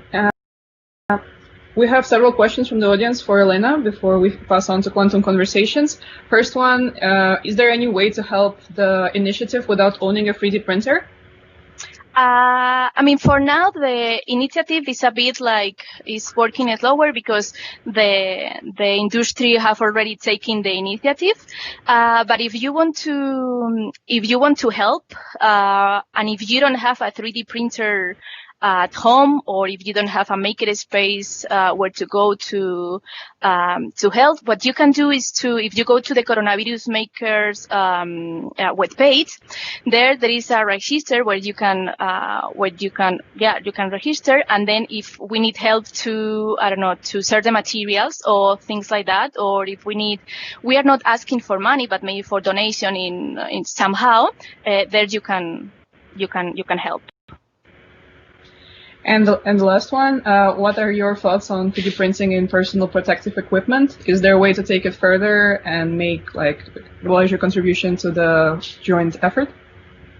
Sorry, I didn't hear you well. Can you repeat? Question from the audience, whether the Fab Lab creates personal protective equipment and what trends do you see relating in this field?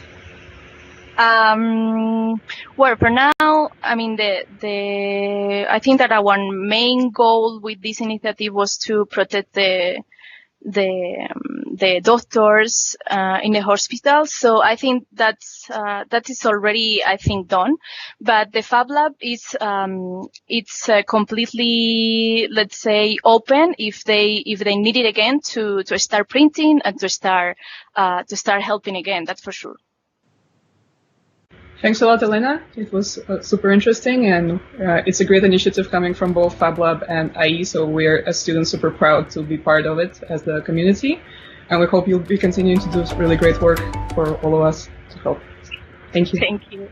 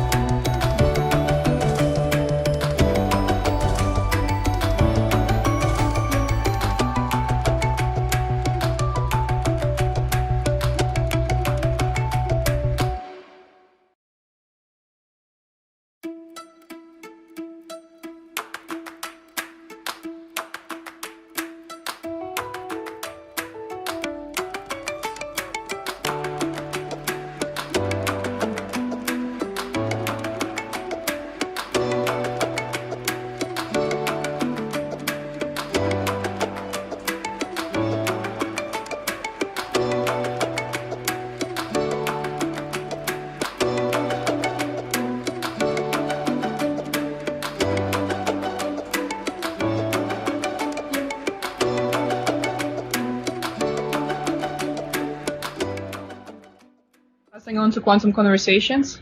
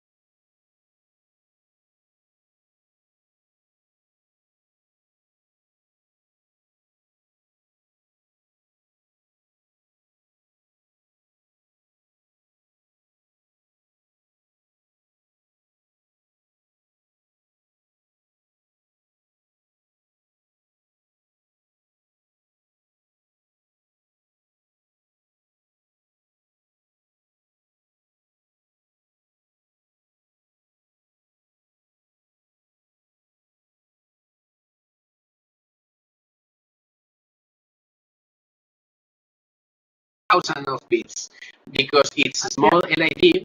It's yes. We're having a bit of audio lag. Can we just wait 2 minutes? Okay. Yeah. Ahora sí. And now we start. Now? Okay. Sorry. Okay, I will keep going. Yeah, this the live session. So yeah, so basically, if you look to the screen of your phone, you are seeing thousands of bits. In fact, if we are coding this in 8 bits, when you are doing a 8-bit coding of the color, we usually use 3 bits for the red color, 3 bits for the green color, and 2 bits for the blue. Why we are using 2 bits for the blue? Because our eyes has less sensitivity to the blue color. So if time we change the value of the bits, you see the color of the screen changing. So we are very related with the bits. But what is the limit of the bits? What the bits can achieve? So we are trying to reduce the size of the transistors to achieve more computation power in its smaller devices. Right now, the power you have in your smartphone is amazing. It's something that unbelievable years ago. But we are achieving a frontier closer to the molecule level. We are reducing so much the size of these things that there is a limit where we cannot store or process more. To the smaller level, we information even in atoms. Time ago to encode the think word, that is our slogan, in some atoms. But what go even further? If we want to encode, then we need quantum. So years ago, this is like IBM in the 40s. We started doing things with computers. They were big, they were noisy, and we have big computers. Big quantity. The last computer we have created is the IBM system one, and a lot of researchers are doing the research this computer to build a much better computer in the next months or years. In fact, inside this computer we have the chandelier. we are calling the fridge we have the chandelier because it looks like a chandelier, and there we have a lot of qubits to this computation. But why quantum computing has an advantage over classical computing? So in this case, I'm gonna stop 1 second sharing the screen because I want you to see this in big. I don't know if you can see me now. I think so. Well, yes, now. So this is a coffee, okay? And if I want to guess how the caffeine molecule behaves in my brain, and I want to encode the information in bits, I will need all these bits. I will need 10 to the 48 bits in a computer. In fact, I have more zeros here. So I will need 10 to the 48 bits in a normal computer, in a classical computer. As if I want to process this in a quantum computer, I only need 160 qubits. So that's a huge advantage if we can do that calculation in that small amount of qubits. This is the caffeine, the molecule I have speak about. It's the molecule you usually take all the mornings to wake up. It has 95 electrons, and yes, if you want to simulate this in a quantum computer, in a good quantum computer, you only will need 160 qubits. That's a very small amount of qubits, but the problem we have right now is that the qubits are quite noisy, and we are trying to reduce the noise of these qubits. When we achieve this noise reduction, we are going to be able to simulate how the nature behaves. So, okay. I'm going to explain very quickly two principles. Probably if you are familiar with quantum, you know about them, the superposition and entanglement. The superposition is based on how the light behaves. Some time ago, people thought, okay, is the light a wave or is a particle? So what is light? I cannot feel the light. What is the light? So some scientists throw the light through two small slits, and they saw this pattern in a wall.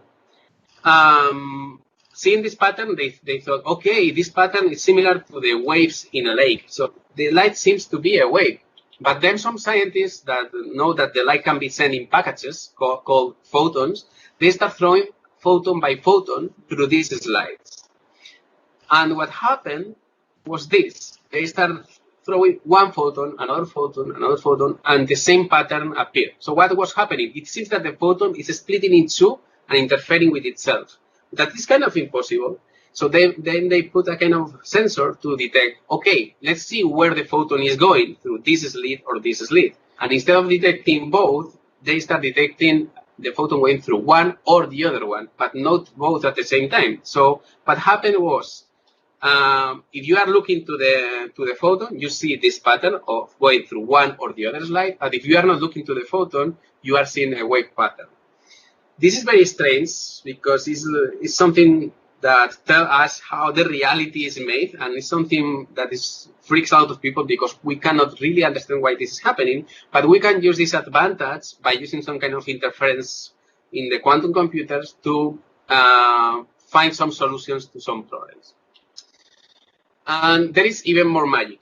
We don't like to call magic because we think that magic is science finally. And there is some magic that is amazing that it's called entanglement. So when you have two qubits and you correlate them in some way, you interact between them in some way, and then you separate these qubits, even if you if you send one qubit to the moon Io on Jupiter and one in the Earth, they are correlated. You interact with one qubit in the Earth, the other qubit is going to detect this kind of interaction. You cannot transmit information faster than the light, but the correlation is kind of instantaneous. So this is something crazy because it seems that everything in the universe is correlated. Okay, I'm on. Okay, cool. I'm gonna hang this up. Okay. I listened to something in the stream. Yeah. Okay. Okay. So how can we use these properties to solve problems? So this circuit, this is a quantum circuit. Probably Carmen is going to speak more about this.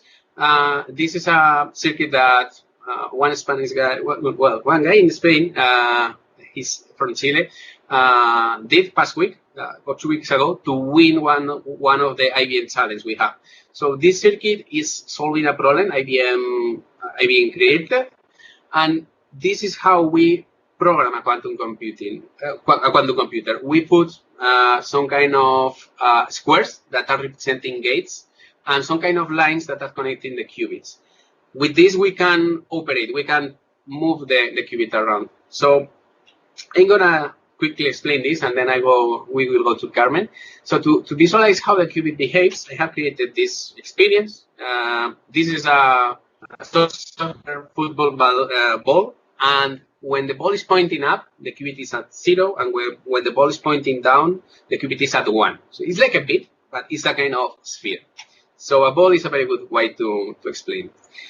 So what is happening here is in the normal state, the qubit has some noise. You will see the qubit moving around by itself, but I'm gonna apply one gate. In this case, I have applied the X gate, so I'm moving the qubit down and then moving the qubit up. Wait a second, I'm gonna up. So when I've applied the X gate, I go to 1. It's like negating the 0, so you go to 1, and I negate again the 0, so I go to 0 again. And when I measure this, when you measure a qubit, usually you don't do one measurement, you do 1,000 measurements. So I'm gonna measure the qubit, and I should get a 0 because of the noise, the qubit is not perfectly pointing up. It's pointing a little bit here, so I'm not getting 100% of zeros and 0 ones. I have always small errors. This is what we are trying to correct at IBM. We want to have here 0 ones and 124, that is the slots we are doing zeros. Let's imagine we are using, I'm going to move to the interesting gate, that is the superposition. I think it's this one. Let's see. Yeah. So when I move the ball and I point to the right, in this case, I'm doing the superposition. What is happening here is that the qubit is in both states kind of at the same time. And if I read the qubit, I'm going to have a kind of 50 and 50% of zeros and ones. So I think I'm going to do sorry, I think it was here. Let's see what is the reading of the Hadamard gate. Okay, this is the 0. Let's see. I don't remember where I have this video, but because I don't want to spend more time, and Carmen wants to speak about this, maybe Carmen can speak also about the Hadamard gate. But basically, when I read the Hadamard gate here, what I will get is a 50% 1 and 50% 0. And by using this kind of superposition, we can make much better computations. So let's move to Carmen. So I think she will share the screen from her computer.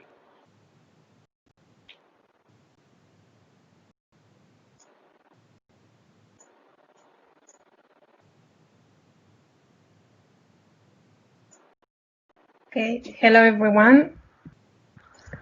My name is Carmen Recio, and I am part of the Quantum Computing Ambassadors team at IBM. And here I'm holding the processor that Asier was talking about.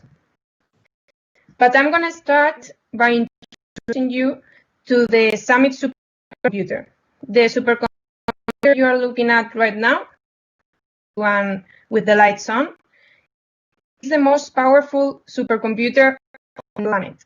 It is placed at Oak Ridge National Laboratory in the United States, and it is owned by the US Department of Energy. This supercomputer is able to perform 200,000 trillion calculations per second.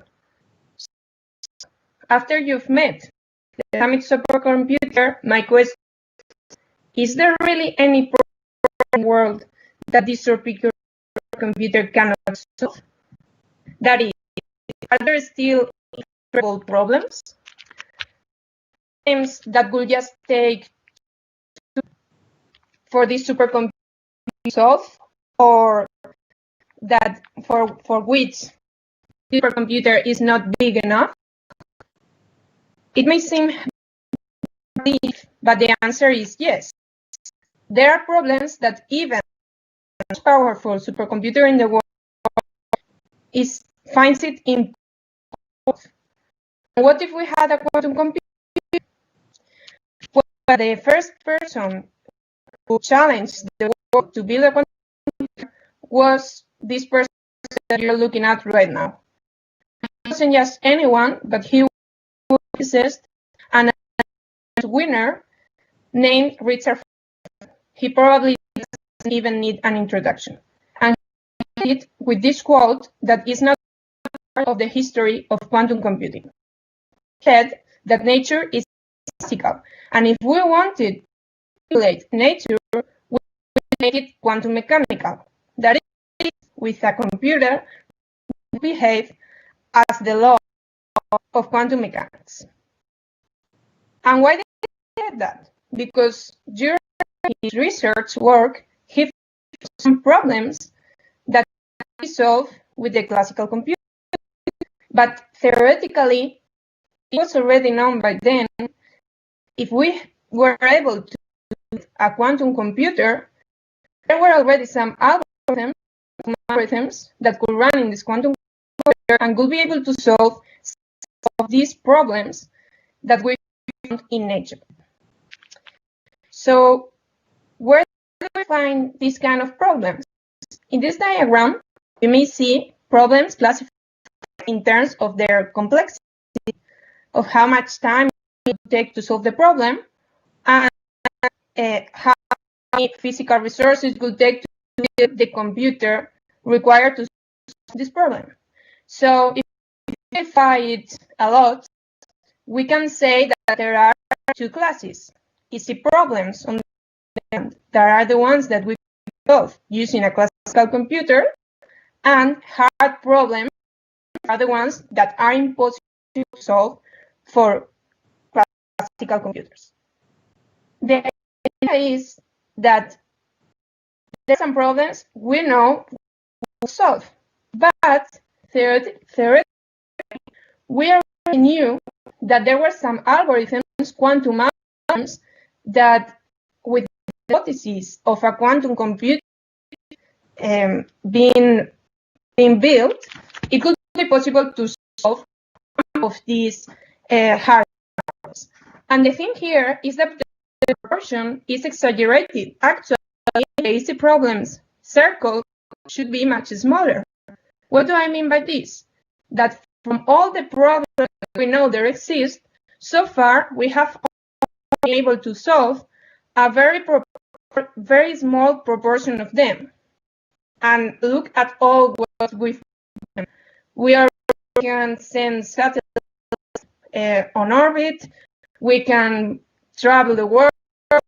We have discovered amazing things in many fields of knowledge.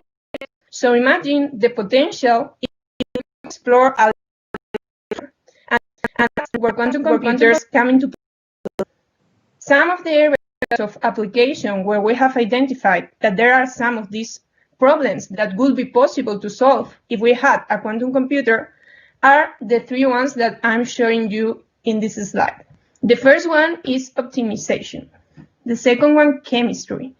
And the last one is machine learning. So what does this mean? Will quantum computers substitute the classical computers? The answer is no. They will coexist. And quantum computers will address some of the problems, and classical computers will address other of the problems. And right now, I would like to tell you about some examples of the steps we've been doing until today. And I'm showing you two front pages of the Nature magazine, which is one of the most prestigious scientific magazines in the world. And in the first one, it was about a paper where a group of chemists were able to solve using the IBM quantum computer, which was already available in the cloud.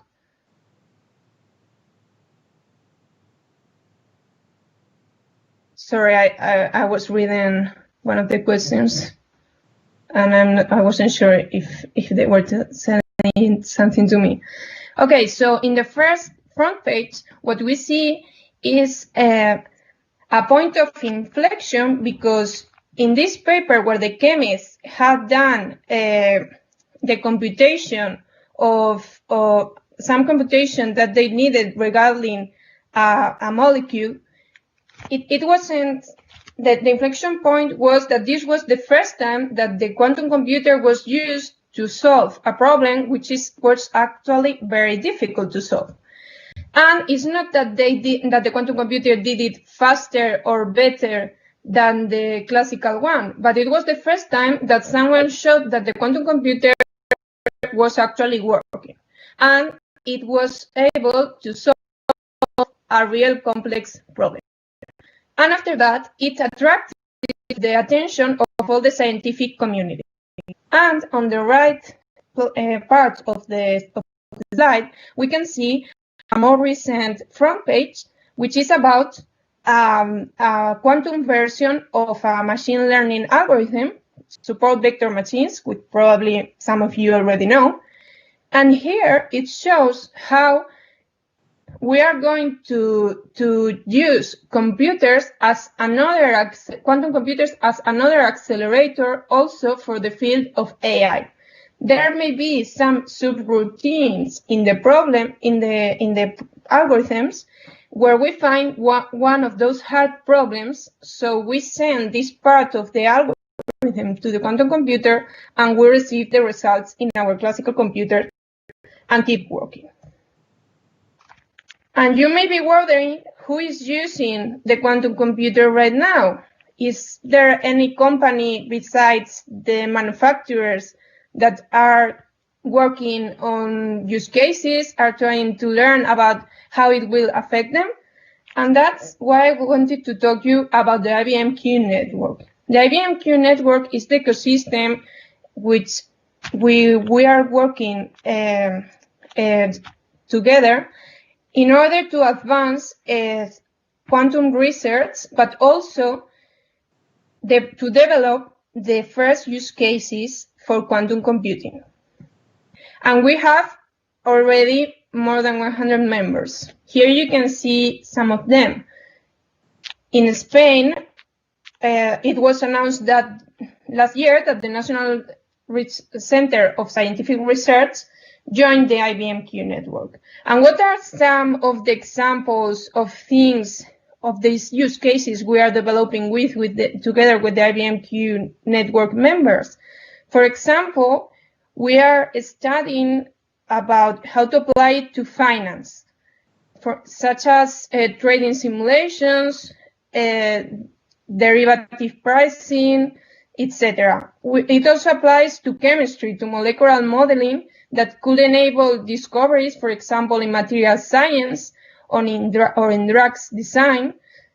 So we're already talking about some important use cases. Also, I mentioned that optimization was one of the areas of application, and right now, quantum computers, we believe, will enable to perform significantly more simulations. And also, regarding artificial intelligence and machine learning, we will be able to explore complex models. And finally, I would like to tell you about how not just companies, but individual members and scientists are using the quantum computer. As I told you about the experience, he showed you a circuit, which is kind of like the programs that we build for the quantum hardware.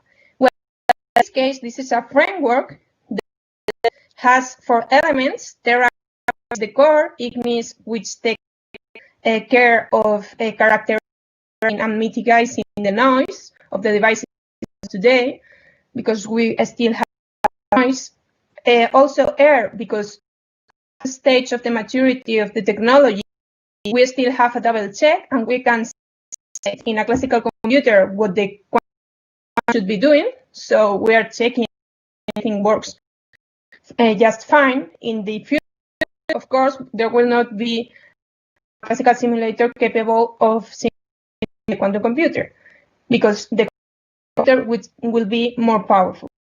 So, but by then, we will be so sure about the techniques of the quantum computers that we will not need to check. And finally, the most important for people that are not experts in quantum computing, it will be Aqua. Because Aqua provides some high-level APIs, libraries, where we can use the quantum algorithms as some kind of a function, where we will give data, and we don't have to worry about the equivalent circuits to our problem. We only give the input data, and we receive the. For instance, if I'm an expert in history or in finance or in finance, I could be using Aqua in order to use the computer more like as accelerator. And the good news is that Qiskit is an open source project, and right now is the most widely used framework for quantum computer. And because it is open source, there is a whole community around it. And for me to explain you what this community does and how you can participate, and invite you all to go to the webpage qiskit.org and find out what people are doing in your local community. In order to explain what we do, I thought that this way of doing it was showing you the summary video of what we did here. So I'm gonna play it right now.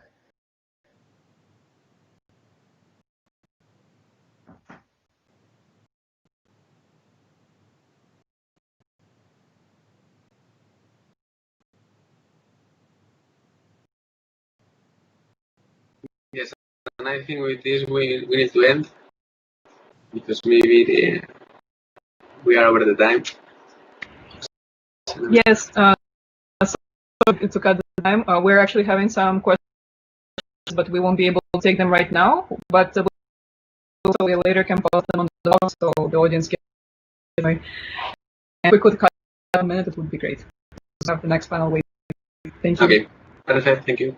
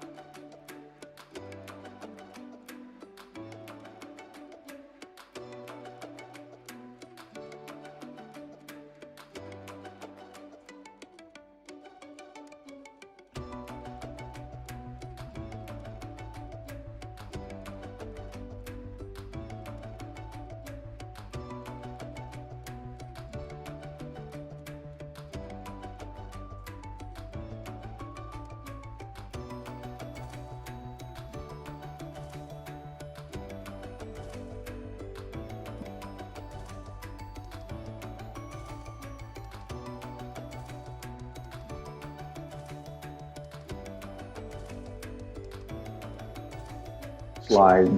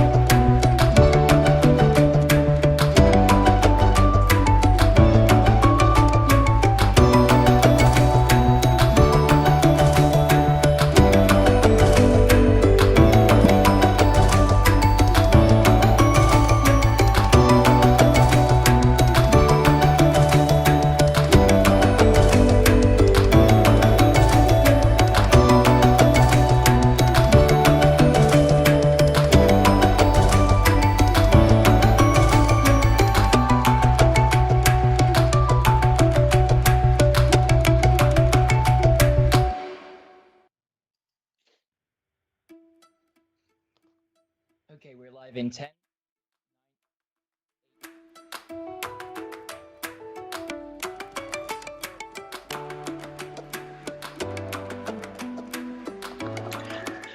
And now coming up, the Tech and Society panel, how to balance technology and social recovery with 4 amazing panelists and speakers. Get ready to be inspired.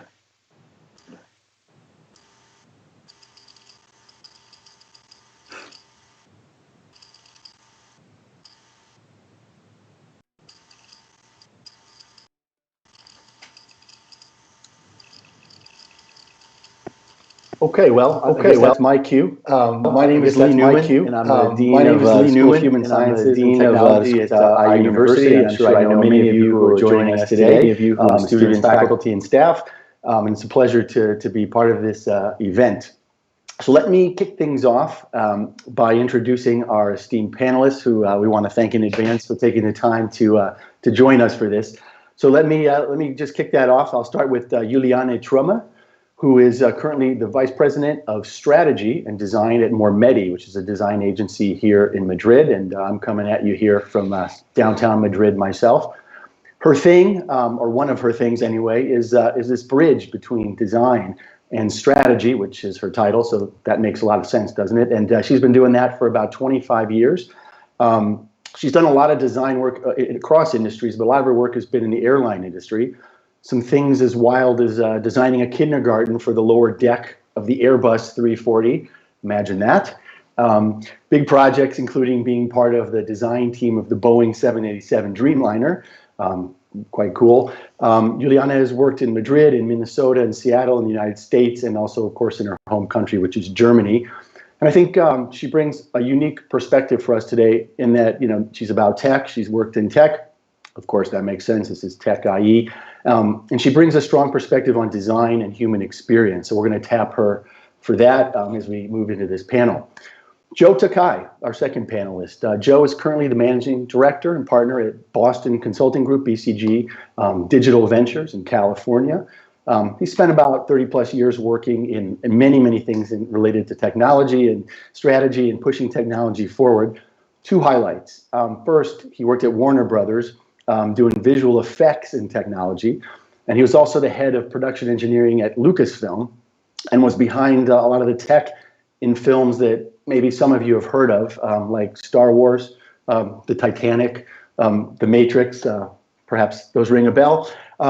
He's American, has worked in projects globally. And so here we have a techie also, but with a very strong creative side and tons of experience in the media and venture world. And we're going to tap him for that today. And then last and not least, our third panelist, Elijah Kim. He is an entrepreneur through and through, currently working as a resident entrepreneur at BCG Digital Ventures. Before that, he was the CEO and founder at Kega, which is a social commerce platform, sorry. And he founded an agency and was running that called Fate Lab. He was also an exec team member at Universal Music Group in a unit that eventually became their global digital business unit and was involved in the launch of a music platform called Vevo. So here we got somebody today with us on the panel that's tech and entrepreneurship, but also with the media angle.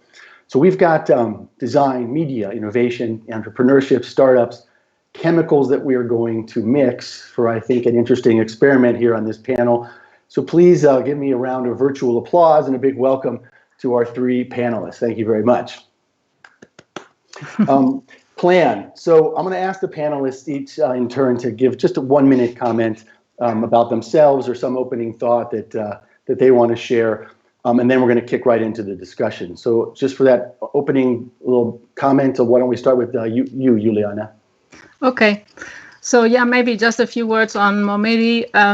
Our mission is to create business value from what humans value. And when we talk about humans, we talk about the bigger sense of humanity, or at least that's what we try. Of society. And so we basically help companies to innovate their service and product offering. And many of our projects have kind of the exciting title of the future of flying, the future of mobility, the future of banking, and so on. And in terms of the outcomes, if it's a more strategic project, it might be an opportunity map, a business model, or maybe a roadmap, then most of the time it kind of flows into something more tangible, like a digital experience, physical space or product or service, or a combination of all of the above. And so technology is always part of the mix, of course, and but we see it more like an end not an end to itself, but an enabler. And many of our clients come from a kind of tradition or culture of engineering where many times technology was kind of the starting point to innovate, and we are trying to help them shift that a little bit towards first looking at the user and seeing what really do we want to solve, and then looking at the technology that might be the solution or the enabler to do that. Great. Well, thank you, Juliana. And Joe, why don't we move to you? Yeah, thanks, Lee. I'm a managing director and partner at BCG's Digital Ventures. In a nutshell, what we do is invent, launch, and scale businesses. And so we'll take a an idea or a clean sheet of paper and develop a core idea around a client's assets, IP or advantage, and then launch that into market through an MVP process and scale that to be, you know, $100 million to a multi-billion-dollar business, which we've had a number of exits at that level now. Personally, I've been driving startups and innovation since the beginning of my career. And Lee, as you mentioned, going through the Warner Brothers experience, the Lucasfilm experience, working on feature films, you know, having launched 20 some odd feature films, I consider each one of those a startup because it starts with two people sitting down and saying, hey, what if? And then we launch from there and go into a very large scale opportunity. So a lot of fun traveling through both energy and you know, initial startups, and then going through media and all of the other capacities that we do. Great. So thank you. And Elijah, why don't you wrap us up here? Tell us about yourself a little bit, whatever comes to mind. Sure. So yeah, you know, I've been a bit of a startup junkie, and I love technology. I had the great privilege and honor to sit on many different sides of the table, from large corporates to the very smallest startups, basically being a solopreneur, right?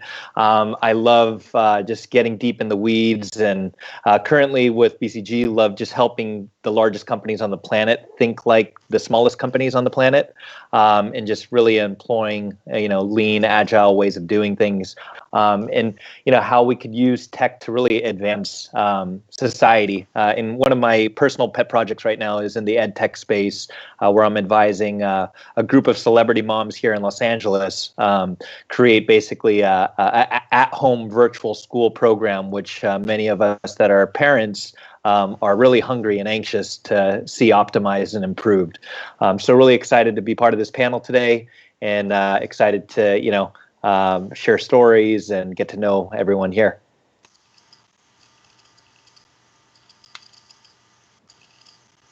Great. So thanks to all three of you. And, you know, as the famous King Julian of the animated children's movie Madagascar always says, you got to move it, move it. So now we're going to move it. And we're going to hit our topic of the day, which, to remind all of you out there, is tech and society. We're going to hit that by focusing on positive, on the role of technology for positively shaping society.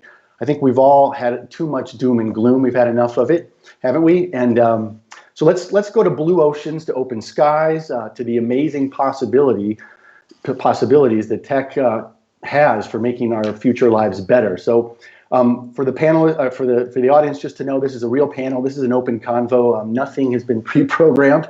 So we're going to dive in. And where I thought we might start is that, you know, on the way towards thinking about the future of tech and society, maybe it might be nice to make a quick stop backwards in time to the past.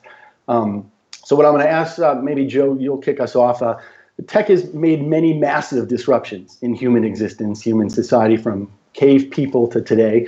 So, you know, what are some highlights of that past for you, and what are some positive takeaways that past might have to tell us about what the future in tech and society might be like? Yeah, thanks, Lee. It's a great way to start it off. We've talked about all of these disruptions that have come in the last, you know, two to 5 years, with things like an Uber and a Lyft, and then you get into all the other marketplaces and communication tools that we have at our disposal. Sometimes pretty overwhelming. I like to go back to long before that and think about the fact that, you know, cave paintings, the very first moment, were a communication tool.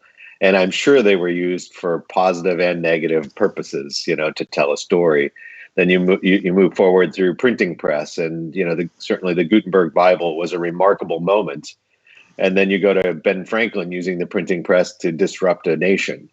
So everything has its positive uses and its negative uses, but I do believe that every one of these tools that comes to the fore, whether it be a printing press and cave paintings or Twitter, does create positive opportunities and positive inspiration. And certainly during this time of disruption and change, and, you know, we're all over the world right now and not sitting in the same room, it does connect people together.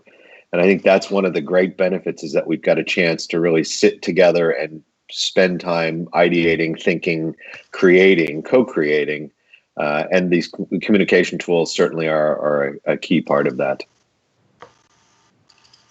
Juliana, you want to add something? Yeah, sure. So I had this kind of, I mean, I totally agree. Like technology is just part of our life, right? It's like oxygen. It's not a choice. It's a fact, and it always has been and has helped to us to advance in over the time of human being of human history. So yeah, it's not good or bad to start with, but I think it's important to think about the intention always. And something interesting, if you look at like machines, maybe from the time of Leonardo da Vinci, it was visibly possible to actually see and understand what they were doing, right? There was like a wheel turning around or some things moving, and that was very evident. Then maybe you go to something like a steam locomotive that still kind of told a story of what it's doing, but it already had some hidden parts. But then nowadays we have computers that are just boxes and everything is invisible, and so that's kind of like a challenge, right? Because and I'm not saying that to be negative, but I think it's something we have to try to understand and to try to understand who's writing that code and what's behind it, what's the intention again, no? What's the intention? And as Joe was saying, I mean, there's always a positive or a potentially not so good side. I mean, in geopolitics, we have open borders, we have a global economy, but we also have like maybe the dangers of monopoly that suddenly is where laws have been made in a different context and they don't really take care of what the situation is right now. They have to be updated, or democracy, you know, like it's helping in the Arab Spring to forward democracy, but maybe we are worried about elections being manipulated. So there are always like two sides of things. Great. So I'll ask Elijah to jump in, and then why don't we, just to get out of the me throwing the ball to different courts, after that, let's open things up a little bit. I'll ask the panelists to maybe leave your mics unmuted after Elijah's done, and then we can just kind of make this fluid and jump in and out as we want. Elijah? Sure. Yeah, you know, it's I'm reminded of a story, an experience rather, that I had back in 2005 at Universal. You know, at the time CD sales were falling off a cliff. I was fortunate enough to come across a small startup at the time called YouTube. And at the time, I had drank the Kool-Aid, and you know, we saw it as an enemy. We were like, "Oh my God, here we go, another peer-to-peer network. That's another Napster. This is going to destroy our new thriving music video business." But, you know, obviously, over time, unfortunately, it took a little longer than we would have liked. We started to embrace this new platform. And as CD sales truly fell off a cliff, you know, the music industry really embraced streaming. And what was thought to be an enemy ended up being the biggest godsend for the recording music industry, right? And even today, with my pet project I mentioned earlier, it's called Boomo Parent, by the way. It's a parenting platform. And, you know, as a parent of two little kids, we did everything we could to avoid the screen, right? But now we absolutely rely on the screens to help educate our kids and create enrichment activities, especially as we're sheltering in place and in these quarantine situations. So it's interesting how the pendulum quickly swings back and forth, you know, based on what's going on in society. And technology is a great enabler of these things where, you know, before the quarantine, I tried to avoid letting my kids hold a cell phone or use an iPad or a tablet. But now I'm, you know, looking for all sorts of immersive education content that, you know, I can allow them to use. And it also, as for me as a parent, it buys me some time. I mean, if it weren't for the screens right now, my 2-year-old and my 5-year-old would be on my back and on my lap now, which I wouldn't mind, by the way, but it would be a little disruptive to our conversation right now. So just to summarize, so we've got this idea, some ideas out on the table. We've got technology as a connecting factor, communication, cave paintings is the original one, but obviously we've moved on. We've got the idea of the intention of technology. You know, what is it? What are we trying to do with it in the sense of helping ourselves? And and also this idea of technology as invisible boxes. And then we have these ideas about, making technology our friend, and putting it on our side, which I think is also interesting. So among that milieu of ideas, anyone want to kind of run with any of those? Yeah, I'll jump in. Listen, Juliana brought up a really good point about the invisible box. Things are now exist not so much in front of us, but we have this sort of objectified idea. And so if I sit and hold up this, you guys all know what it is and what it does, but it's powered by something far beyond that I have no control over. So I'm really optimistic about the idea that these positive influences can be fed into whatever viewing device we have. And Elijah touched on it with the whole idea of, sort of parenting through the video capability. If we can improve the quality of content, improve the connectivity, improve the experience. I mean, Elijah and I were just talking this morning about how this whole video capability is still really nascent, right? It's been around forever, but it's really nascent. If we can improve all of these services and functions, I think it could actually create a much better fabric for us as a society and as a network of people.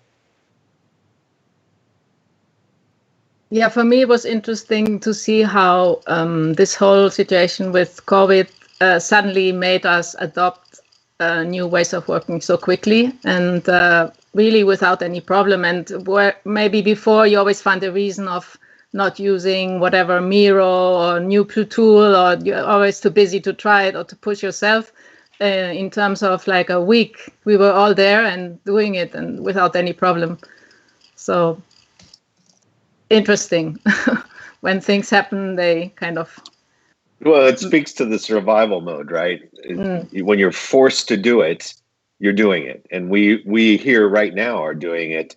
When we would have to get on an airplane and do the old way of doing things, we would have just done it and not asked questions. Now we're forced to actually do this in a virtual way. And I think it's we'll call it a forcing function, but it's a great tool for bringing us together.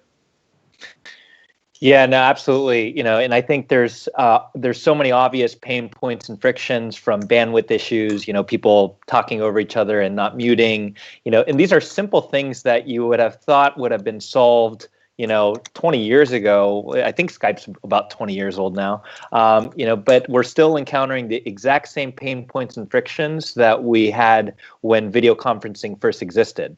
Right. But now you have, the entire planet that's now connected on these mobile devices and using, whether it's Skype, Teams, Zoom, whatever, FaceTime. These are now global frictions. And, I believe that a lot of technologists are going to try to tackle these things. But with that, I think there's these latent or unmet needs around physical connection. And, it's a little awkward to, have a glass of wine over Skype, it's and close a business deal over a Skype chat, where normally, salesmen might try to do something over drinks or dinner. So how can you create this type of engagement? Is it VR? Because that would be quite, uncomfortable if we all had a VR headset on right now, and it would create this level of immersion, but it's still quite awkward. Right. So what is that intermediate step, if there is one? Or do we go leapfrog over VR or augmented reality? A lot of we're touching the edges of it with haptic and things that can kind of simulate, these alternate realities and help us come back to where we were pre-COVID. But I'm excited to see where we go, and I don't have a hard bet on any one of these verticals, but I'm tracking them all very closely. Well, let me maybe I'll jump in here. So I think there's some interesting ideas that you guys have shared. One topic that is close to my heart is this idea of behavioral nudging. Which on the one hand comes from the behavioral sciences, which is my background, but also comes heavily from the world of design, as all three of you probably know, because you've been involved in that world. And so nudging is about these little pushes, these little architectural, your environmental, your people's environment, or the tech and the usability aspects of it itself, to nudge, to push behavior in one direction or another. And so I think Elijah, you mentioned this idea of friction. There's frictions, and somebody else mentioned this idea that sort of our initial reactions to tech sometimes is it gives us a kick in the pants, and we say ouch, and we resist it. We don't want it, and then once it's clear, okay, this is here to stay, then everybody's in line to get the latest version of it. So maybe we can talk a little bit, because we have three people who are super creative and involved in design here. So, I mean, what is the role of design in getting beyond tech, which is just full of features, and as one of you said, not quite there yet. How do we mix design with technology to ensure that technology flows and works with us as humans, as opposed to sort of making our lives more difficult, which many people say technology has done? Anyone want to take that? If I may, I'd love to, because I was just thinking about this so much this morning with the SpaceX launch, and how they're using screens to control the spacecraft, and I think more and more we're going to start seeing less UI, and maybe it's voice interaction, but nonetheless it's UX, it's user experience, and it's just really drilling into the psychology of what people truly love. Not what they like, but what they love and what they need, right? And how they access it. Is it through saying, hey, okay, Google, hey, Siri, hey, whatever? Or is it through, typing on a keyboard? It's funny, as I say, okay, Google, my phone just went off. But these are some of the frictions again. It's like, well, I wasn't talking to you, I was talking to this. And I meant, my intention was for A and not B. And this is where I feel a lot of user experience designers and interaction designers, the demand is going to continue to grow, because people still are not solving the true needs, right? They're focused on a top-down mandate that a group of management consultants have deemed important or truly painful. But again, I see design, really it's less visual design. It's more the experience design. People always assume design is, pick up this pen and paper and draw me something beautiful, right? But I think it's really evolving right now, and it's quite, it's a great time.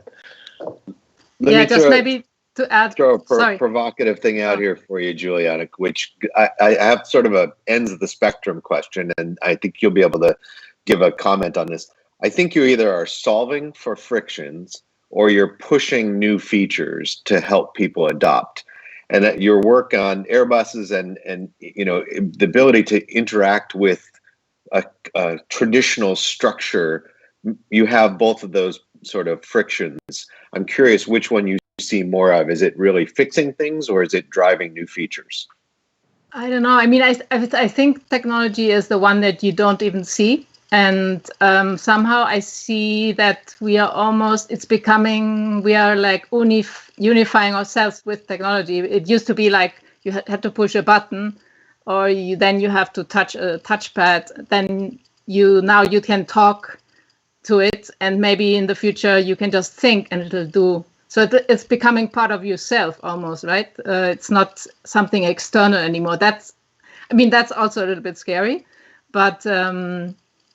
Yeah, I think besides that, the best technology, as I said, is the one that you don't have to think about, and I think that's where user experience is so important, to really put yourself into the kind of the psychology of the user, and to make it very smooth and seamless, and not like, oh, now I have to answer this, now I have to do this.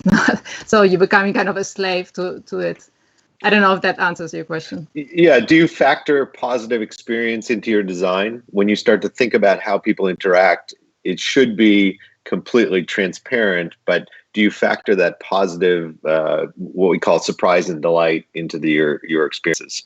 Yeah, of course. You always try to do that, and but we can only work with hypotheses that we then have to test, right? Because there's sometimes it's really difficult to predict how. Maybe you design something and you think, oh, the user will love it, and then you do a test and you see that there's a problem that you didn't foresee at all. So immersing into solutions with users is super important. And what about, just to kind of move us to maybe a slightly different place now. So we've hit tech and we've hit design. And of course, the panel topic is tech and society. So let's take ourselves up a level, get three big brains, who have a lot of interesting experience to help us think about, how are we going to use tech to make society better? And maybe I'll push a little bit. And I'm looking for something that's beyond, okay, AI, but what kind of AI, and where are we going to use it? Because we've talked about aspects of how we could use technology in a way. I mean, we talked about communication and platforms, and we've talked about tech in the service of people. But what do the three of you see as the most likely big ideas of big uses of tech that are fundamentally going to change either how we're governed, how we organize ourselves as society, how we as citizens shape our own futures through government or outside government, or economies, or any of those kind of big sort of macro topics. So let's try to hit that if we could. Who wants it? The ball is in the air. I'll go. Keep swinging. Hey, listen, I think it's there's a range, and again, this spectrum idea, it's everything. It's giving everyone a voice, and I think you have the ability to go as simple as a +1, which we are all familiar with, all the way up to a platform, which Elijah was alluding to in the YouTube Vivo model. We have that ability to have a speaker and a microphone attached to every human being. But now how do you take that into societal change, governmental influence? And I think we're about to hit a really interesting moment given the US election coming in November, where that voice is going to end up being very virtual, but very impactful. And I'm not sure if we're doing it right. I'm not sure if we're doing it wrong, but I can tell that the wheels are starting to turn now. And you can tell because you're seeing a lot of sparks and a lot of friction coming off the machine. That's what I think, though, is the voice piece is going to be the really critical step for us going forward.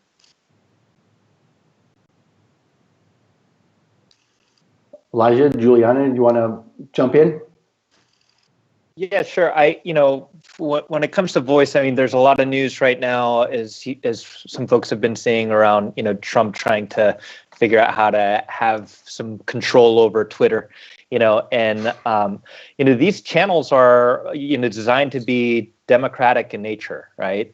And the unfortunate thing is a lot of content is driven by how it's produced, and who's behind it, and sometimes it's about the loudest person in the room, right? And which could really tilt the scales in a very unfair, unbalanced way.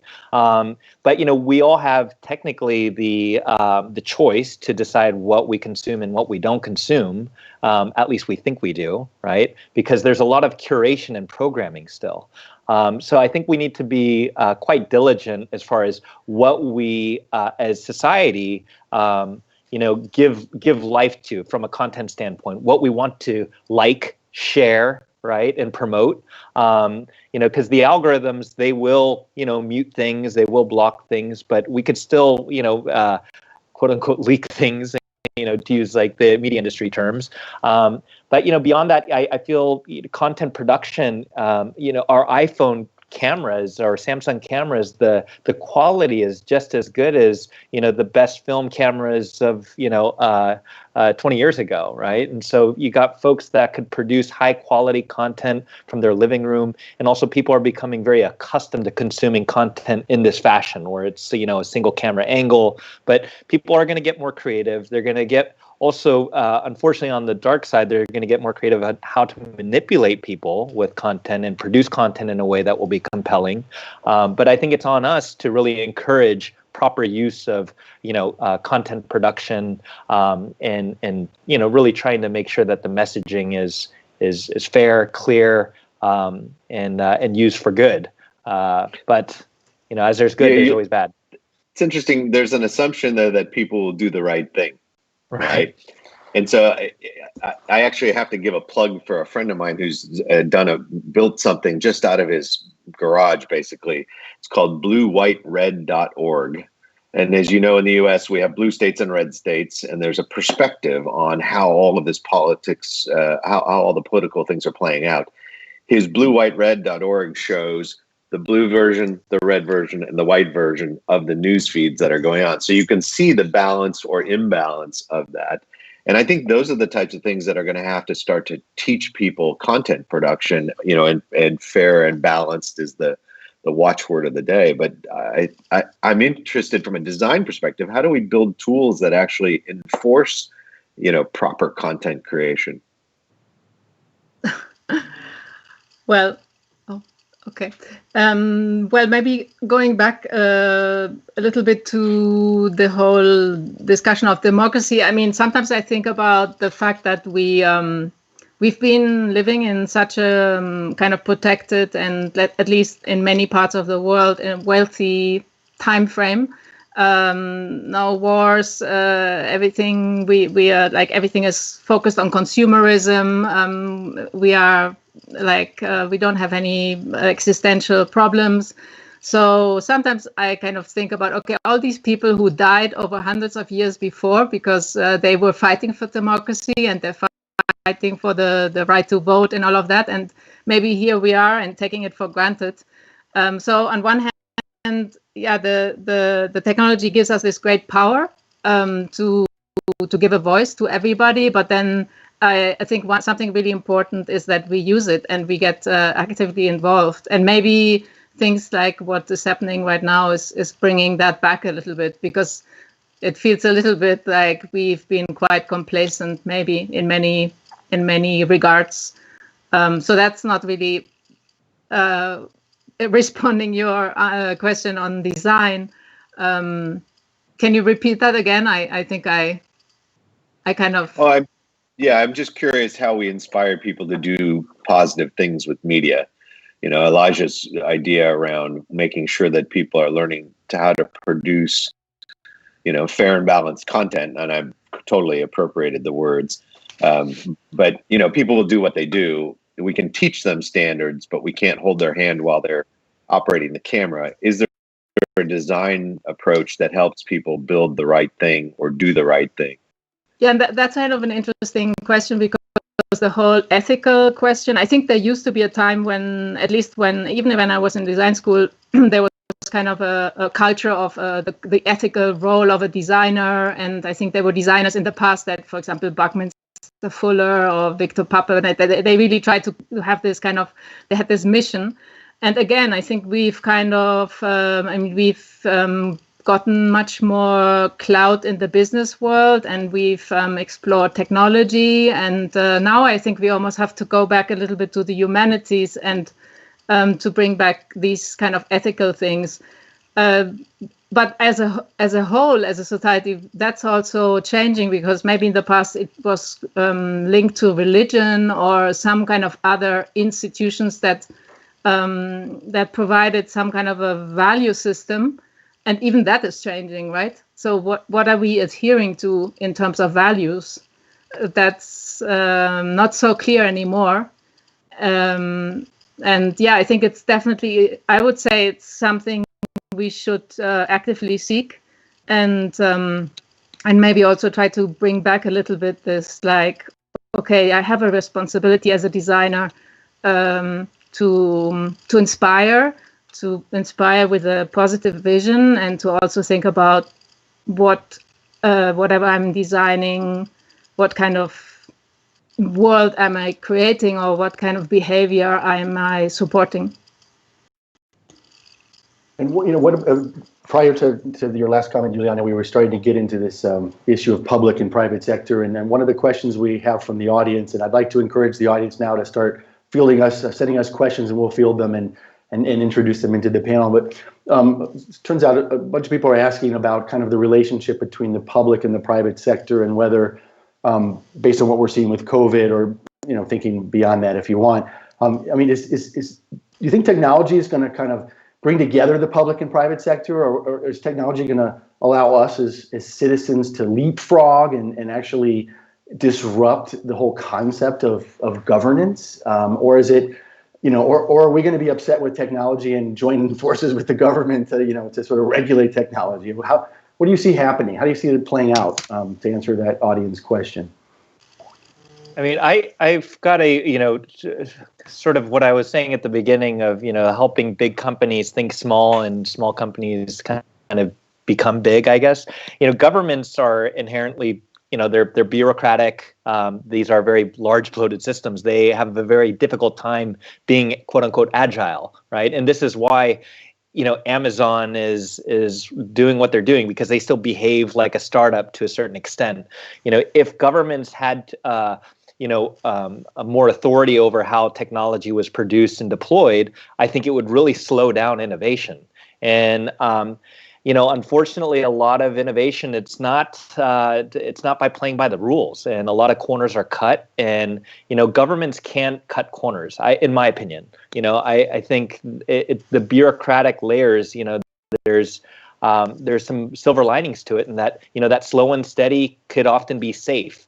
Where a small 2-3 person Silicon Valley startup, they're going to blitz scale. They are on a mission to just grow as fast as they can, and that may require hurting people, right? And this is where I think I'm conflicted there, where there's a fine line, But then there gets to these points where you do become an Amazon, and you have these things like the JEDI contract with the government, and those play out the way they do, right? But you have all sorts of different regulatory bodies that weigh in, from congressmen all the way down to the constituents, calling and writing letters to support or oppose it, right?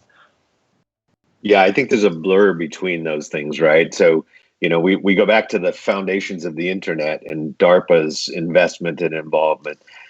Every startup that is of any kind of scale has investors, and if you dig deep enough, you may find that the government is part of that investment pool, whether it be our government, your government, their government, doesn't matter. I found that now looking through a game engine funding record yesterday, that there are multiple governments invested in this game engine, which is very interesting, and I wouldn't have thought about. I think in the next 5 years, it'll be more obvious about who is government, who is private, who is public. I think beyond that, when we start to get deeper into quantum computing and everybody starts to migrate to cloud-based, I think it's going to be a lot less clear who is the proprietor of said technology, right? Mm-hmm. I can see a case where Twitter tomorrow gets appropriated by the government. Next thing you know, we have a governmental agency running a communication tool. It's science fiction, let's be honest, but given the moves that are happening today, these are the types of things that we're going to have to start looking out for. And at some point, that watchdog transparency piece is going to be really important. Otherwise, we'll be back in Elijah's conversation about the conflicted moment of, helping people or hurting people. Mm. Yeah, maybe just to add, I find it kind of interesting that now, it seems like there's a tipping point in terms of the whole investment or kind of money culture, that we're talking about moral money. And it seems like finally, after years of greenwashing, big companies, they know they have no other choice than to think about social and environmental context, but in a serious way. So somehow maybe the question is that also with whatever now is happening with COVID, is there now this increased sense of community, or we cannot be so selfish? I mean, maybe this is naive, but I like to think that maybe these kind of things create or make evident that we all depend on each other in a way, and maybe we have to work together and be more be more not so selfish and think about the greater good. I'll build on that just for a second, and it's related to some of the questions I'm seeing from the audience. You could argue in some ways, if you look at the traditional definition of the need for government, what's it for? It's to resolve at a central level things that people don't do on their own as individuals, because it requires a type of organization and a coordination that can't happen. So you don't get national highways if states don't cooperate or cities don't cooperate. So government steps in and says, we'll pay for it, we'll build the big highways, and now you have everybody connected. But now, you've got things like crowdsourcing and crowdfunding. The panel mentioned earlier this idea that from cave paintings onwards, we have communication tools now that are much more sophisticated than anything we've ever seen. So we are able to organize ourselves differently. So one thing I think for all of us to think about is the intense pressure that citizenry will put on governments by self-organizing as a way to kind of get what they want when they're not getting it from the government, because the government starts to become obsolete. It's funny you mentioned that. I wonder, Elijah was talking about 2 small kids at home and running the teaching center. I wonder if this moment will teach a lot of parents about the value and investment in our teaching pool. You know, do you think that teacher salaries over time will start to increase because parents now have a single source experience of what it's like to run a classroom? You know, those are the types of things that I think inspirationally could be really valuable and really positive. I tend to believe that as humans, we sort of fall into the most comfortable pattern, but I'm looking at all of these different trends and wondering what's going to change based on this last 3 months or the continuing 6 months that we have ahead of us. Yeah, I can certainly say I value educators so much more now that a lot of parents are now basically having to put on the teacher cap, right? But one of the things that I think has become quite evident is we are so dynamic as people, and just because a child is 5 or 6 years old doesn't mean that they are specifically designed for that curriculum. And something that I can also see is not just pay raises for educators, but for more dynamic and adaptive learning content.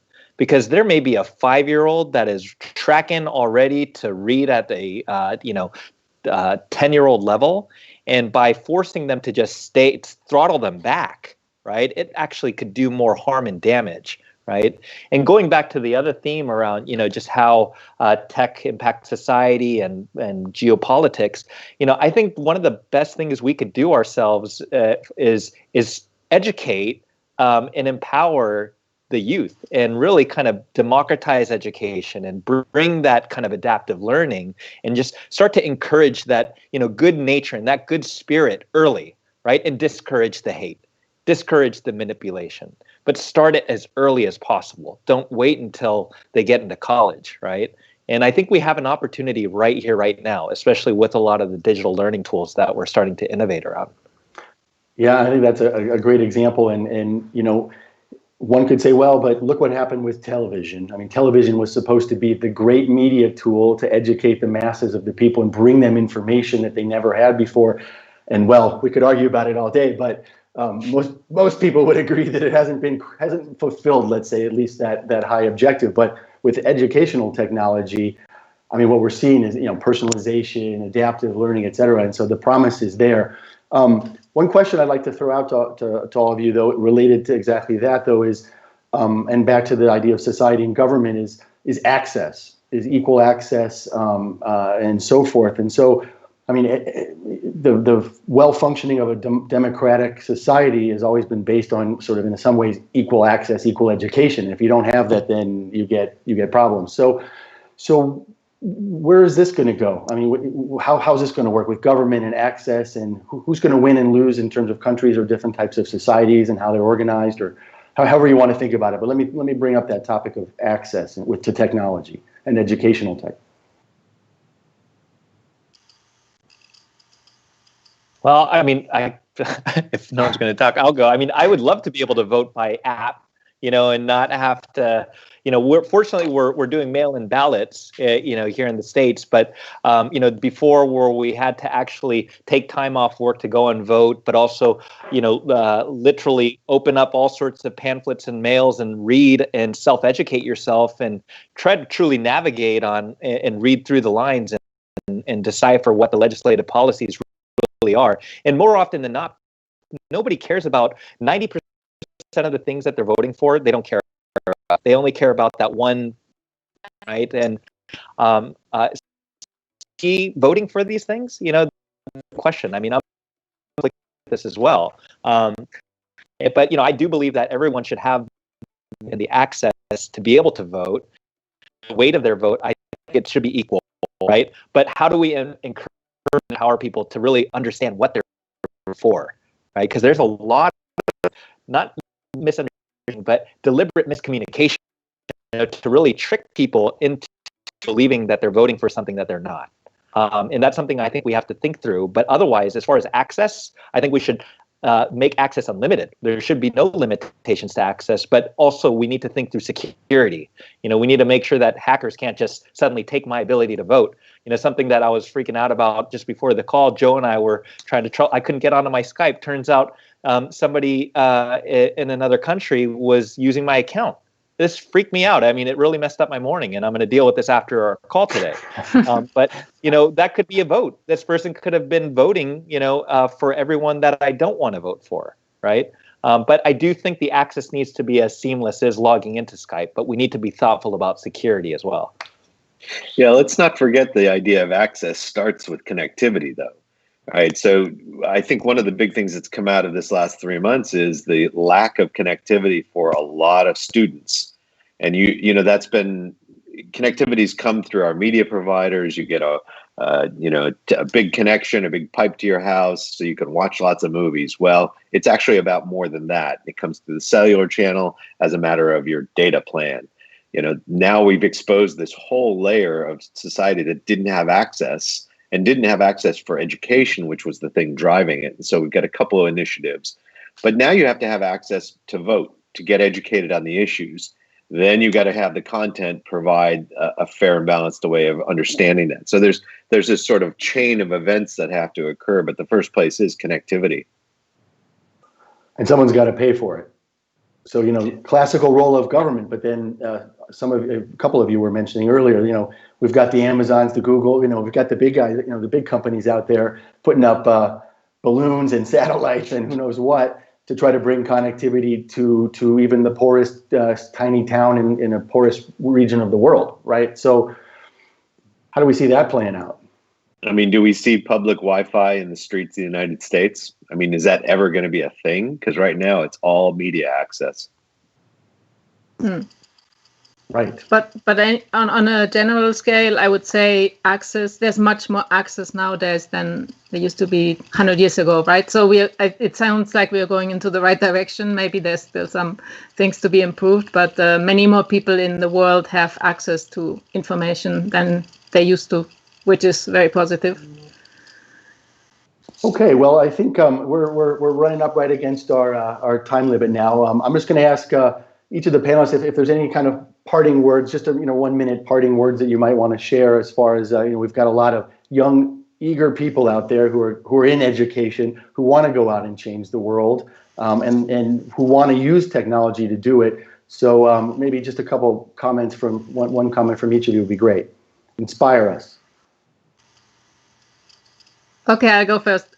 So I imagine most of the audience is our students, and I think we all are quite privileged. We all had an education. We all have the possibility to work in great, interesting projects. So I would just encourage everyone to really use your critical thinking.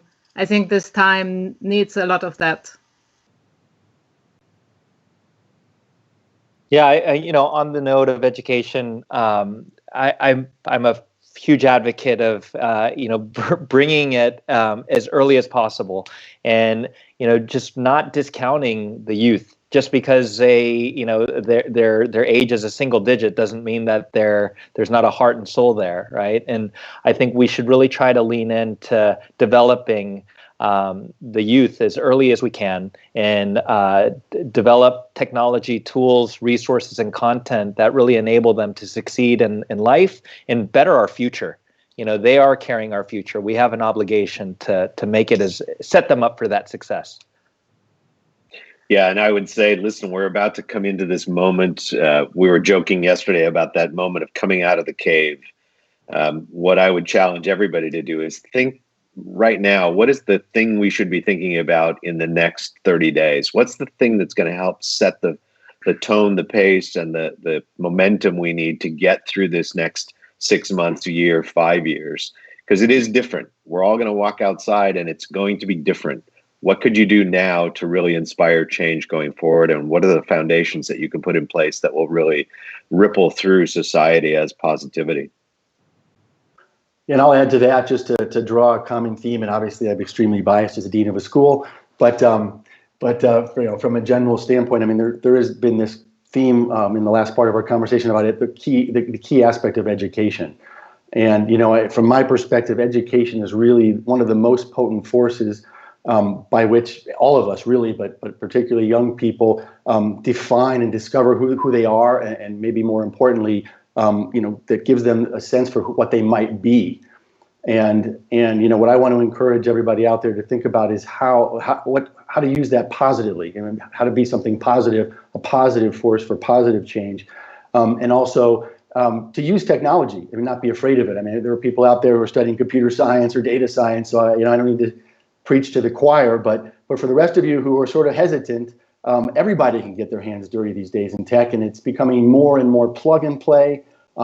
Easier to do things without actually having to understand the theoretical guts, but actually to make some real impact. So, I'd like to encourage everyone out there from the humanities and the arts through to, our deep computer scientists and techies to really think about how do you integrate tech as a positive force, in your education, but in how you're going to use that education to have an important impact on the world. So, thank you very much to our three panelists.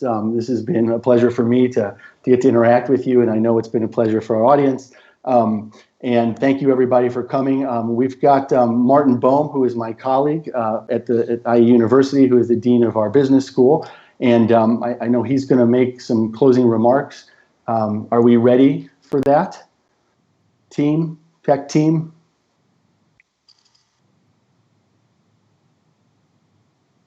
Stand by.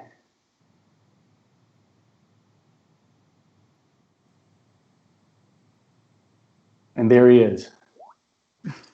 Okay, great. Martin, I'm handing it off to you. And thank you again, panelists, and thanks, audience, for tuning in. Cheers. Thank you.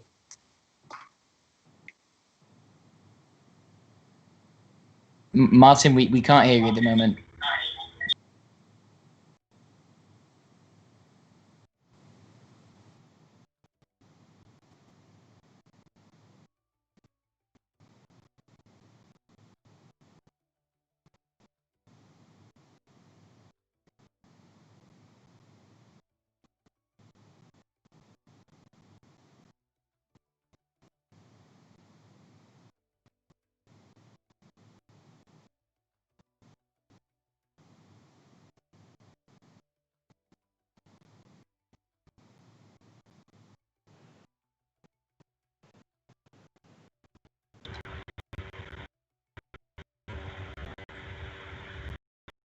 Maybe Martin, if you want, I think we should be ready.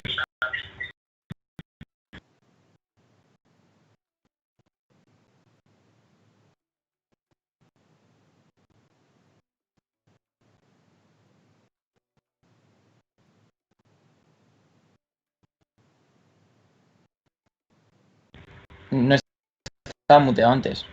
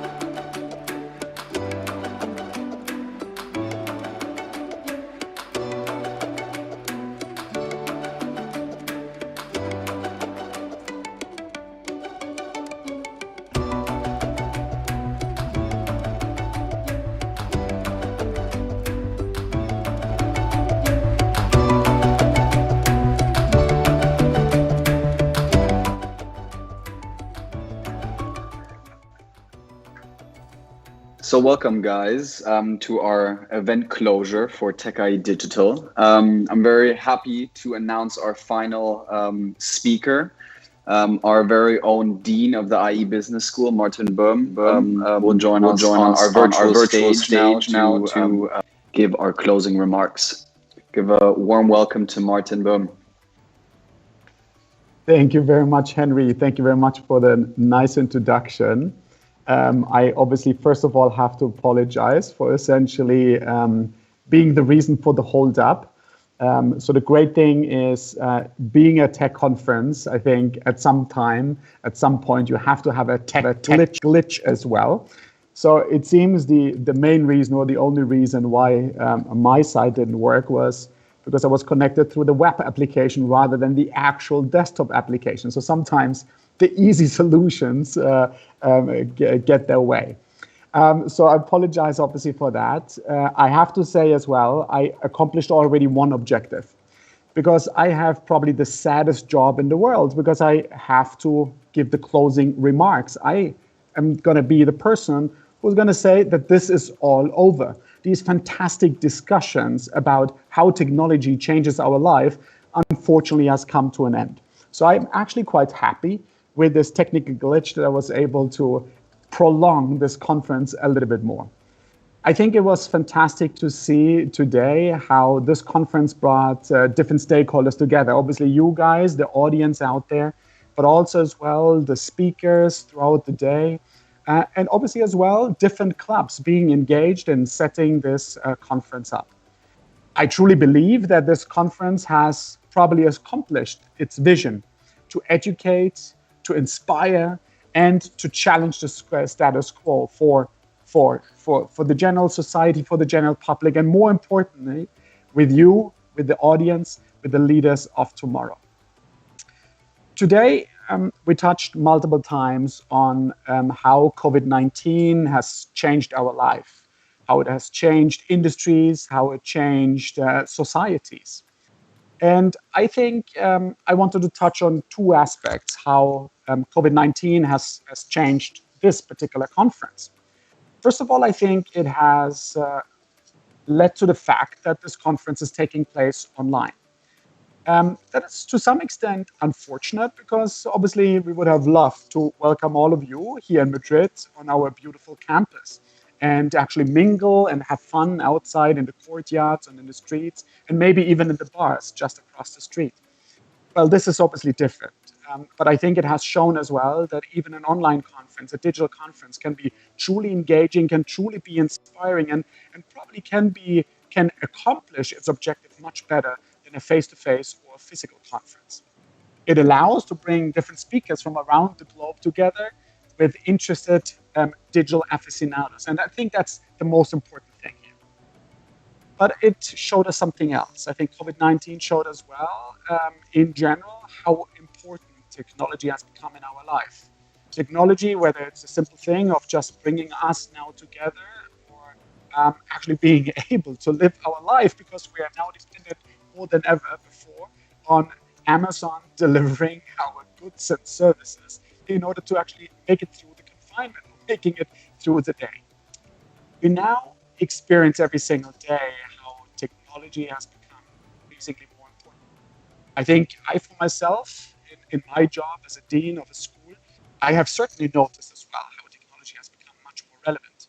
It has really changed the face of education. I think for years or for decades, we have been talking about how we should leverage technology in order to broaden the access to education to individuals out there who don't have the possibility to attend a physical campus. We have spoken about how technology could be leveraged in order to provide more efficient, a more personalized, simply a better education to our students. Has anything changed really over the last decades? Probably not. But certainly over the last few months, many things have changed. Not only our business school, not only our university has gone essentially online in a matter of hours, but essentially all education institutions had to follow suit. Everybody had to move online. And what we have seen really over the last few weeks or the last few months is that this situation had the power to completely transform an industry, a sector that literally hasn't changed for 1,000 years. So I'm actually quite glad what it has accomplished for education, and I'm glad what it has accomplished for the importance of technology in our life. Pretty sure as well that it has changed your life out there in the audience forever. And I think this change clearly is here to stay. So what we need in the future with these fundamental changes happening is that tech aficionados, but I would say every digital native out there has to lead us into the future. It has to leverage technology in order to create a better world for all of us. Obviously, the first step in order to create a better world, a better understanding of technology and have a better understanding of how technology has the potential to change our world, how we can leverage it. I really believe that this conference has taken all the steps in that direction. I really hope as well that you have enjoyed this amazing conference. It has given you some ideas with the spark in order to lead us into the future. And I've come up with maybe new ideas in order to spark as well new ventures, launch new business projects. At this point, I really want to thank everybody involved. First of all, obviously the audience for having been connected over the past few hours and following in a very engaged manner the different sessions. I really want to thank as well the sponsors who have made all of this possible. I want to thank as well the fantastic speakers who have allowed us to get insights into their thinking, into how they see the world and how the world will evolve in the future, and certainly how technology will affect all of us. I really want to thank as well everybody involved in putting this event together, whether on the stage or also as well behind the scenes. The entire Techie team has really worked month, day in, day out to make this happen. Especially obviously as well, Ty and Henry have led us, I think, through the time. Thank you very much to everyone who was on the call. I really hope that again next year, all of you guys will be connected again for the next edition, which is certainly going to be an equal success as this year's conference. So once again, thank you very much, everybody, for having joined us today, and see you soon, not only in the virtual world, but thank you so much.